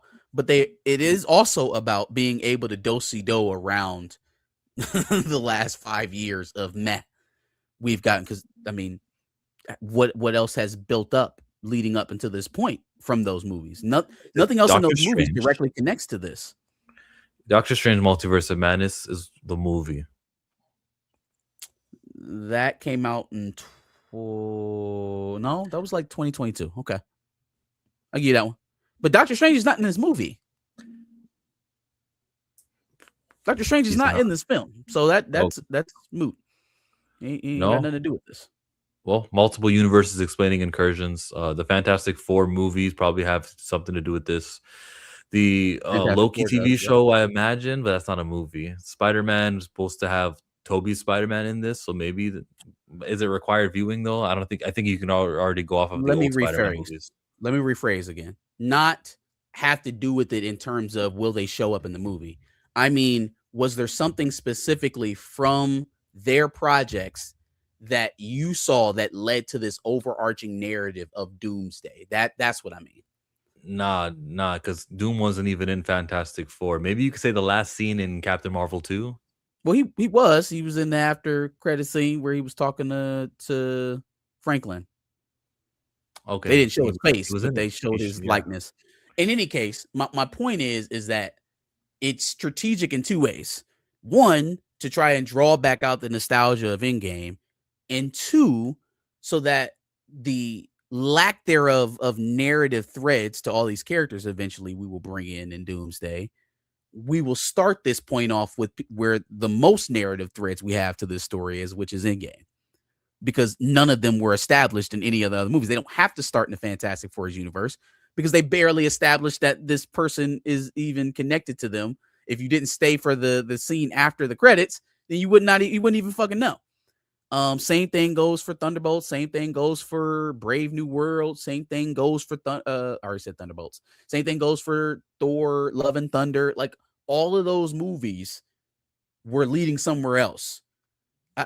It still grinds my gears that they try to pretend that this was the plan all along, because nothing in any of these movies says that Doom was coming. Not a fucking thing, not a single thing. So, yeah, I think that's what they're doing with Doomsday. Then the Secret Wars of it all. How far do you think he gets from center? Like, I don't think. Obviously, the days of thinking this is going to be a full reboot are gone. Like I don't even think that's going to be possible. But does he course correct all the characters? So we just getting a new Cap, we getting a new Tony.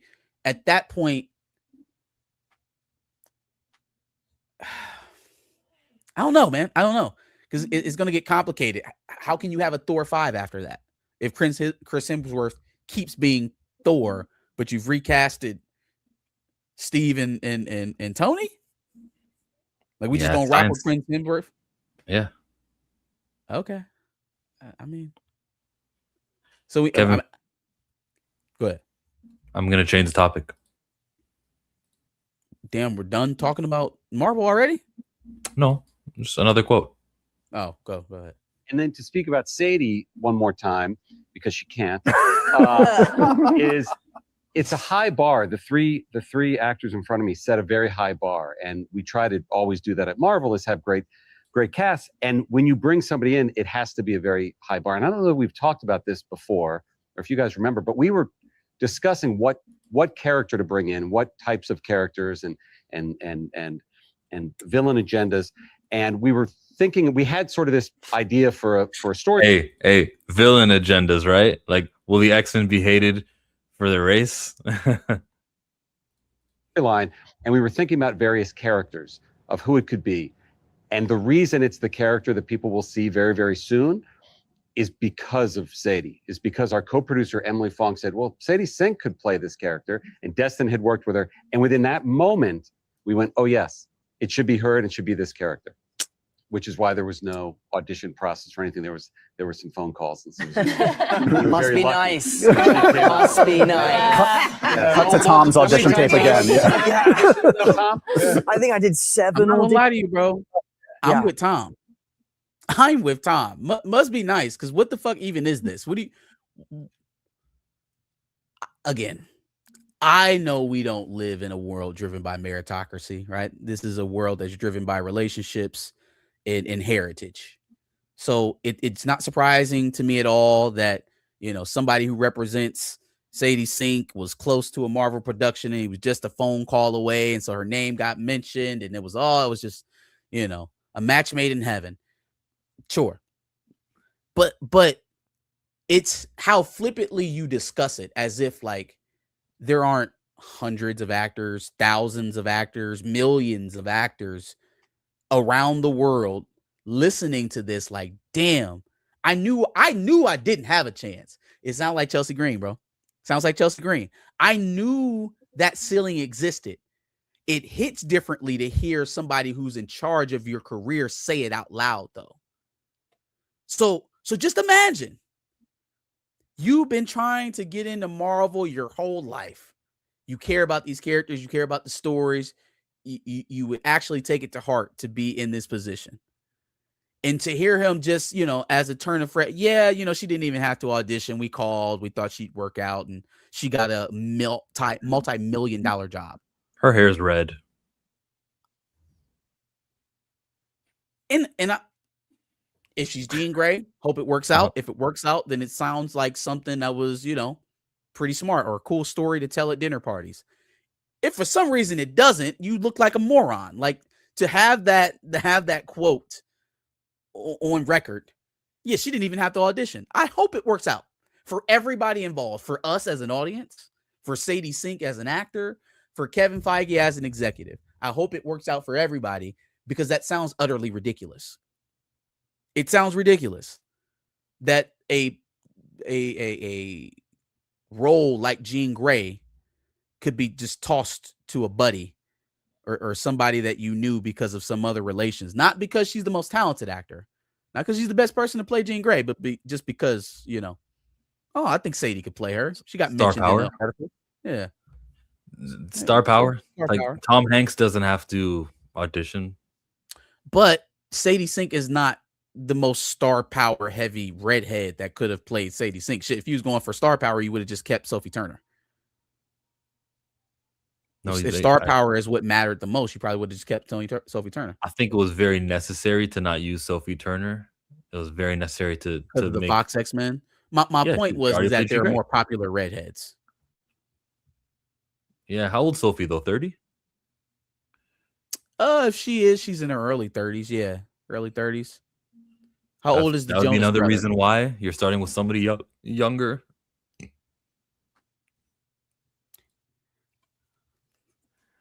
Okay. Hey, listen, man, you can give me a million reasons. We heard the reason. We don't have to guess about what the reason was. Somebody in the meeting mentioned her. He was already in her or she was already in his, meaning Kevin's, social purview because of some other relationship he had. So she got the job. He told us what we already knew about corporate America, but he just said it out loud. And so it just hits a little bit differently. Let's go to a super chat. All I do is win, win, win, no matter what. Got money on my mind, I can never get enough. And every Two fly cam, $2. Did y'all see Odyssey? It was pretty impressive. Oh, yet. did I see Odyssey? No, not yet. I plan Not to. yet, no. I plan to one day watch it. We Maybe took the might pay a kids movie. out to the theater last week. We saw Moana and Toy Story 5. Like the same day? Yeah, we do the drive-in. So you see 2 features. You get 2. Yep. Toy Story 5 was awesome. You ever thought about It- filming content with your kids and being like, "Hey, this is gonna go on YouTube"? So I've let my son give reviews off camera for movies that we've gone to see together. He was involved in the Mario Galaxy out of theater that we did earlier this year. He wants to record. He has ideas for a channel. He wants to be involved. I'm going to wait a good long while before I even start entertaining that. It'll be 13, 14 years old before we start talking about being on the internet. Probably even older than that, honestly. That's where he thinks is going to land right now. I would want to keep him protected from all of this as long as possible. Yeah, we're not even close to having a phone right now. So I'll let you know, Cam, when I do see the Odyssey movie. It could very well happen. Thank you. More from Feige. Did you see this one? About Blade. How much time in therapy have you spent talking about Blade? This poor product. We just need to get this done, Kevin. How are you doing? Therapy. Should we get into a therapy session? Yeah, lie down. I mean, we all want it. Mahershala wants it. How are you feeling at this moment? I'm feeling very excited that we got Wesley back for a time in Deadpool and Wolverine, and like a gigantic loser and failure that we didn't get off the ground with Mahershala. Is there a world where Secret Wars is 2 films? Not this world. No. Okay. How Doomsday sticking to its release date? Yes. Definitely. Okay. Yo, he's going What off does the memory. MCU look like in a nutshell coming out of Secret Wars? Is it do you consider this a reboot? No, but I look to the comics as I always do in terms of our storytelling and after both the Secret Wars, but particularly the Hickman Secret Wars from 10 years ago, there's a nice roadmap to where we can go. And last thing for you, how many X-Men have you cast that I just don't know about? Are people signed on right now for X-Men actors? Not necessarily. That does not mean no. What the hell does not necessarily mean? It just means I can't say the word no to that because Sadie Sink is literally an X-Men in this movie, so I can't. He's not looking at his cue cards down here when Josh Horowitz is asking these questions. These are like the last minute of this 8 minutes he's allowed to have with both Amy Pascal and Kevin Feige, and just going off of memory and just asking him questions. So salute to that. The beginning with Blade, Kevin called himself a failure. He doesn't say I'm failing. He says failure. It's in the past tense. It's over. It's been failed. The Blade movie won't happen. Right? No? Do you have a different take? I mean, the way he talked about it, it sounded pretty final. The guy was kind of setting it up for him to talk about it still coming to fruition. And he kind of like do-si-doed right out of that and said, yeah, I feel like a loser for it not happening. And then that's the end of it. Like there was no further elaboration on when or how he plans to move forward. It was just like, yeah, man, I'm kind of embarrassed that I didn't get that done. And it was like, okay, well, are you? It's like your teacher asked you if you did your homework. It's like, nah, I didn't do it. It's like, you gonna do it? You gonna do the work? I don't know, man. It at this point, obviously, I think Mahershala has moved on to other things, and it is a continued disrespect for sure. It's a continued disrespect. And not just because it didn't work out with Mahershala, but we've seen the lengths that they go for other actors, for other projects. And it's just like, what was it particularly? If it wasn't what we're all thinking that it was, what was it particularly that made this project okay to just die in the ether? Like I heard him explain a little bit more. Like it was during their time of switching over from quantity to quality, which wasn't actually a switch anyways. They just stopped making as much projects. And it's not like the quality spiked. Not in their studio. So we were really focused on making a good Blade, and we didn't want to just throw a coat on him and have him kill vampires, even though that's the basis of the entire franchise. We just couldn't get there. We couldn't figure it out. And I'm like, man, you put the Marvels in the theaters, bro. Put the Marvels in the theaters. You put out Quantumania. Like, you sat up there and you edited that movie. You watched it all the way through post-production, and you put it out. You put out Captain America Brave New World. You released it to the world. Showed it to everybody. You cut that project all to hell and still released it. You telling me you can't get one version of Blade to finish? Not one? Don't tell me about the quality's too high now. We just couldn't let anything creep through. And you giving me Brave New Day, Thunderbolts, and Fantastic Four all in the same year. Is that the quality over quantity that we were talking about? Like it's personal, man. That one is personal. The Blade one is personal because it's the only one of those projects that couldn't just suck on its own merit. It couldn't even survive in the womb. Didn't even survive to see if we were going to Sucksville with it. At least we got to see those other projects and judge them accordingly.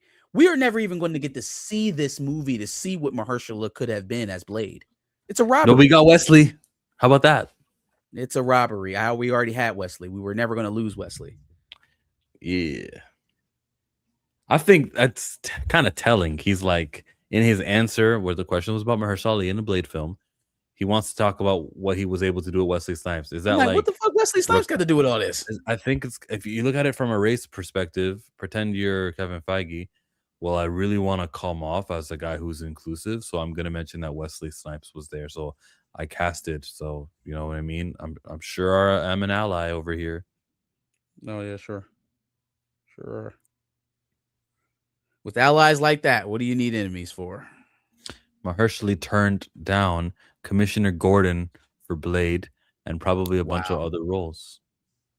He was supposed to be Gordon. Isn't that interesting? And then went to Jeffrey Wright. It's just funny that they went from black actor to black actor. It's almost like there's this pie chart that they've got to fulfill for their movies. It's crazy. I think it's almost like when Larry David, what's the name of, who's the dude who's not, it's not Bo DeMeo anymore. It's Larry Houston. It's like, oh, that gets to be our writer now for X-Men 97. I think he fell out with Mahershala, and Feige is like, so what? Don't do that, Antoine. Don't go, Mahershala fell out. Oh, Kevin Feige and them had a personal problem. Nah, bro, don't even do that. Like, they fell out. I think this was just all business. Like, I don't want to act like they fought each other. They had a falling out. It depends what you mean by fallout.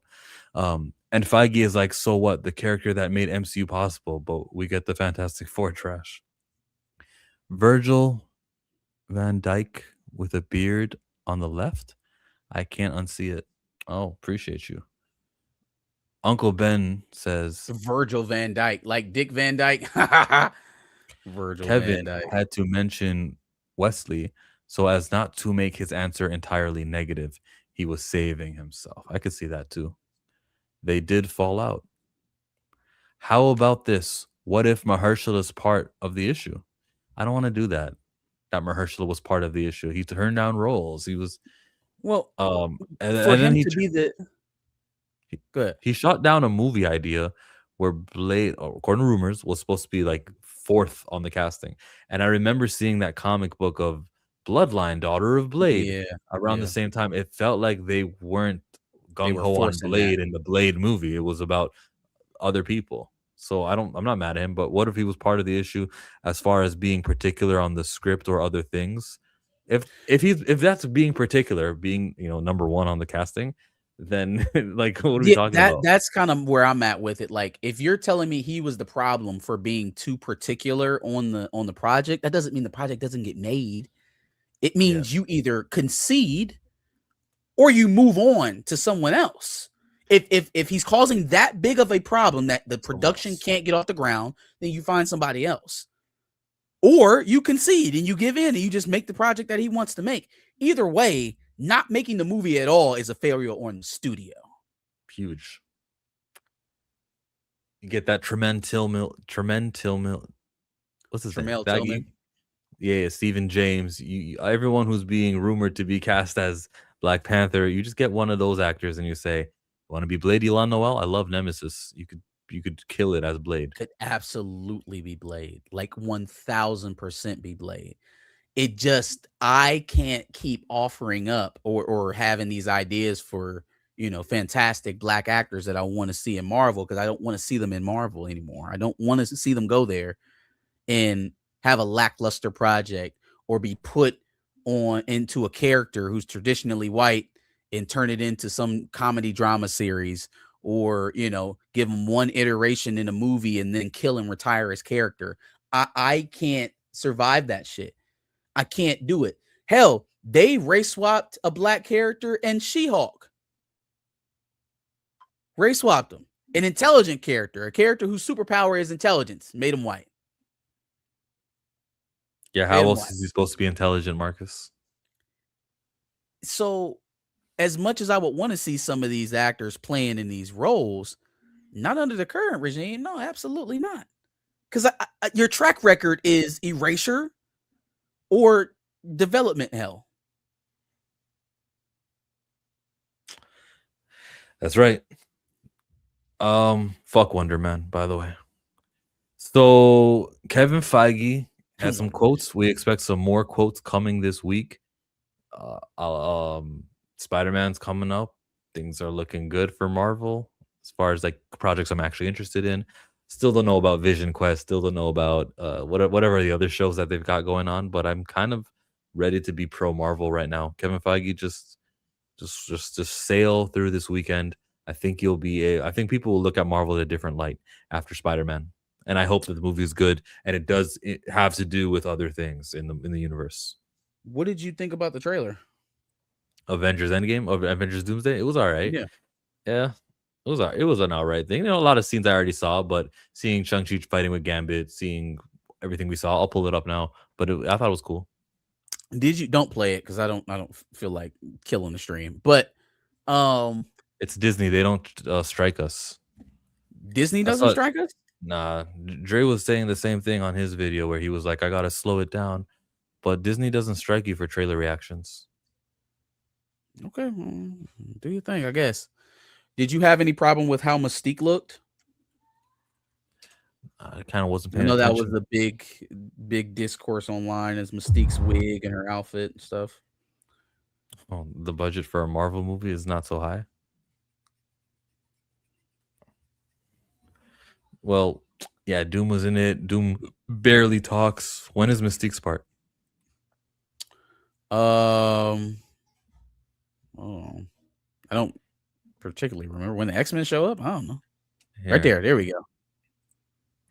So yeah, a fake blue person's got funny hair. Yeah. Prosthetics look a little weird. The suit is accurate to the X-Men Evolution Mystique, though. I like that. That's cool. Yeah, that's not even close to my biggest takeaway from this. I saw a lot of chatter about who's being edited out of the shot. Here is Iron Man and Cap right in the middle. Like, who's supposed to be standing there? I don't think this is the movie for that, y'all. I don't think Iron Man's going to show back up in Doomsday. They're going to lose. They're going to get fucking worked. Okay, Robert Downey Jr. is not part of this trailer at all because he's back as Iron Man. He's not playing Dr. Doom with the face mask. He's playing Iron Man. Okay, cut it out. Okay, if that happens, I will give you all of the credit in the world for calling it from outside of the gym. You called it from the fucking parking deck. Okay, but until then, I don't want to hear it. I don't think that Iron Man is going to be in this. I don't think there are people cut out. I think this is your team. Maybe Storm and Jean Grey are missing from the X-Men side. That's it. And potentially Monica. That's it. Everybody else, this is it. This your squad right here. And they're going to get fucking wrecked. They're going to get destroyed. They got a good leader in Thor. Someone I actually care about. Man. First of all, here's what we do have to discuss. Is the power scaling that we've already seen in this trailer. So as we go along, at some point you're going to see Thor try to bring Stormbreaker down on Doom, and he fucking catches it. Now we've seen Thanos kill Doctor Doom, or Doctor Doom kill Thanos in the comics. We understand his powers and all that other stuff, but like there's usually some sort of level up before he gets to a point where he can do some shit like this. Like it's not just like baseline Doom that can stop a what do you call it, a Power Stone powered weapon. I'm missing the verbiage on that, but y'all know, y'all see where I'm getting at. Like right now, like that's OD. Like that's a lot. Thanos took that shit to the chest and was barely able to fucking talk. This motherfucker caught it with his hand. They trying to set him on a whole nother plane. And he looks at him all disappointed. Thor. But yeah, look, he gets another hammer in this. So that's a different part of the movie where he's got Mjolnir, he's got Stormbreaker. Well, he got that back at the end of the movie. Or no, he didn't. Steve took it. So how the fuck he get it back? Hand it back to Steve. Is this the one with the shatters in it? No, it's not shattered. It looks like it's It is. No, it is. Look closely. It's got the little breaks and shit in it. Yeah? I noticed that the first time seeing it. Okay. When Thor's holding it down before he reaches out to give it to Steve, you might be able to see it. Right there. You see it? You see the breaks? Yep. Well, they're gonna say it's healing. How the fuck did he get that back? They're gonna say Mjolnir is healing and Mjolnir is alive, and that's why you got to buy the new toy where it's not a shatter. Shit to another time. Took it to another timeline. How the fuck did he get that shit back? Would have made more sense for Steve to show up with it. What? How did he get the shattered one back? In Thor: Love and Thunder, Jane Foster goes to where Hela broke it, and then she reassembles it. That's Hela breaks Mjolnir during Ragnarok. They're like on Ragnarok. a cliff. Yep, I remember that. And when you go to that cliff, and they like made Mjolnir reassembled again. So what Mjolnir did he give to Steve in Endgame? What was that? The one from Back in Time. Oh yeah, he went back to see his mom. Okay, there you go. All right, I needed a bit of a. Does that fix the trailer for you? Now it's an excellent trailer. No, it didn't fix the trailer, but it was a. That makes it make a little bit more sense now. Now I get it. I forgot about him going back in time to grab Mjolnir. Yes, in Avengers Endgame in the beginning, and yeah, the big scene is that Steve Rogers is back. It is Steve Rogers, right? Like you don't think that this is a doppelganger Loki? So, unless Dr. Doom is just so overpowered that he can wreck the X-Men, Fantastic Four, and Avengers all in one fell swoop by himself, I think it makes a little bit more sense narratively for him to have an inside man to kind of get the treachery rolling. I also think that, like, all right, so think about Steve when he first broke out of the ice. When you saw him outside of his uniform, how he kind of used to dress. It was very, you could almost tell that he was a military man, right? That he was former military in some way. Very plain t-shirts. His shirt is fucking tucked in. He's wearing slacks and stuff like that. Like Steve outside of his uniform was very squarish coming into the 21st century. Now, this Steve done let his hair grow. This Steve here, hair down below his ears, beard growing wild. He ain't tamed that thing in months. He got a bomber jacket on. Look like he just left the bar catching a few brews. This Steve don't look like the Steve that won't cuss. This the Steve that kissed his niece in a different timeline. That's the Steve right there. That's the I kissed my niece Steve. That's a different Steve. So that, it may be Hydra Cap. All right. I don't think that at all. I think it's Cap. Might be Hydra Cap. Okay. Super chat. Fly as an eagle, fresh out of Philly. Yeah, I still rep the city. Mirrors on the wall, worth $500 million. Had to do some Cat Williams. Vincent says the new trailer for Resident Evil came out. It gives more context. Love how it's setting up. The trailer for Other Mummy looks good too. Oh, that's that horror stuff, guys. Horror, you know me and horror. Can't wait to be scared. Wait, did you see the Resident watched Evil?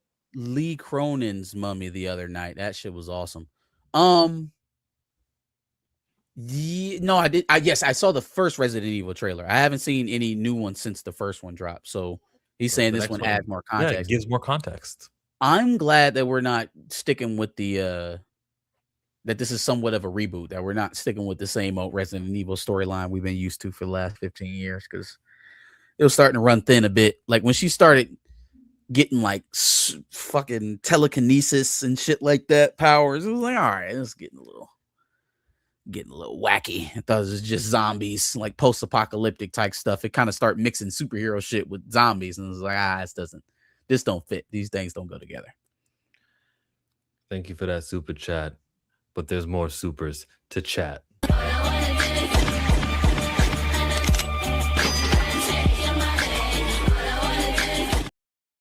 Okay. We got a super coming out of Searchy. Having a Brie 8731. Larson, Wasp, Monica Rambeau, Scarlet Witch, no more MCU, disappointed in Kevin Feige, resurrect Battlestar, and Luke Cage. So Luke Cage ain't dead. Luke Cage was in the last Daredevil Born Again season. But I second you on the Monica absence. I don't really care about Wasp. She can stay where she at. I heard something interesting about her. I heard that she on the set of Ant-Man Quantumania got into it with Michelle Pfeiffer over the COVID mandate stuff. So the social distancing, the mask wearing, they were shooting that movie during the height of all of that. So she apparently gets into a argument with Michelle Pfeiffer over it, right? Gets to the point where there's a bit of a screaming match and Evangeline Lilly walks away. The director of the movie, whose name is Peyton something, and I can't remember. Peyton Reed. That's who it was. It was Peyton Reed. Peyton Reed walks up to Evangeline Lilly, allegedly, and like taps her shoulder to try to get her attention, get her to turn back around. And she fucking decked him. And she fucking decked him. Allegedly, Evangeline Lilly knocked out Peyton Reed on the set of Quantumania. And that's why you would no longer see the Wasp. Allegedly. That's why she wasn't in the poster over there. We had Sam. Sam was flying with a Joaquin Torres character, but she wasn't next to Ant-Man. They said that she got mad about the COVID mandate stuff, got into it back and forth with Michelle Pfeiffer, was walking off. Peyton Reed tried to grab her shoulder, and she said, "Wow-pow! Get your hands off me. Say no free touch. Wow-pow! What's wrong with you?" Yeah, I like her because of the COVID stuff. I think that time period was crazy how willing to sacrifice everyone and what the media was putting out and the information that was dubbed as misinformation. Like, I hated that period of time. So salute to Evangeline Lilly on all of that. There was a lot of misinformation going around. I mean, it's not. Wait, if we're talking about the same misinformation, inject bleach into their veins. When we say misinformation, I'm talking about over-reporting tragedy and under-reporting, I guess, the truth of the matter, which is older people or people who are unhealthy, maybe obesity. Those are the victims. Like, that's what I mean when I say misinformation. And the amount of with comorbidities shouldn't just die off because people want to go outside. And that is not what I said at all. Not social distance. But let's I mean, you gave the anti-COVID restriction stance, at least defend it. I'm not allowed to talk back to you about it. You want to give your opinion with unbridled without anybody responding back to you about it? I'd like to give the full opinion before I get interrupted. That'd be nice. But I'm not here to do the COVID-19. I'd rather just read the thing here. What happened to these characters? Brie Larson, I would imagine she started all this too. Like you, I would imagine that Brie Larson's character, Carol Danvers, Captain Marvel, was taken off of the head billing of her movie, and it was called The Marvels, and she probably doesn't like that. She probably is not seeing eye to eye with these guys, but it's probably, I'm saying probably a lot. She just wants to be professional about it and not have a public spat. But I know that they cannot be on the same page. Why is she not in Avengers Doomsday marketing right now? Like, this is crazy. Monica Rambeau, I guess she's not that significant of a character to even be promoting like that. So I don't know. But yeah, MCU, they're definitely aware of it. They're aware of it, and they are bending to please the people who say MCU.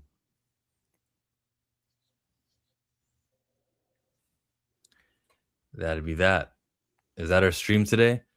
If you would like to give a donation to the GoFundMe page that Darius has, the link is there in the chat right now. Thank you for the super chats that have come in, but be sure to be generous also over there for Planet Fanatics. Sure. We'll see you on Sunday, chit-chatting, right? Yep. Sunday at 4:30 on the couch. Come check us out. I think Josh will be showing up to Tina's Comic-Con panel on Saturday. So watch out for that as well. Saturday night. Tune in. Be there, be square. Tina Locklear. That should be her new song. Cue to Josh. Is this how y'all ending? Yeah. Yeah, because we don't want to talk about COVID shots, I guess. So we just gonna end it. We just gonna end it. I'm 2.5 hours deep. Hey, I've been watching y'all every single time on Thursday and Friday because I swear to God, y'all switch up every now and then. But rock out. I'm fucking with it. I'm out. Thank you, Josh. Appreciate it. All right, dog.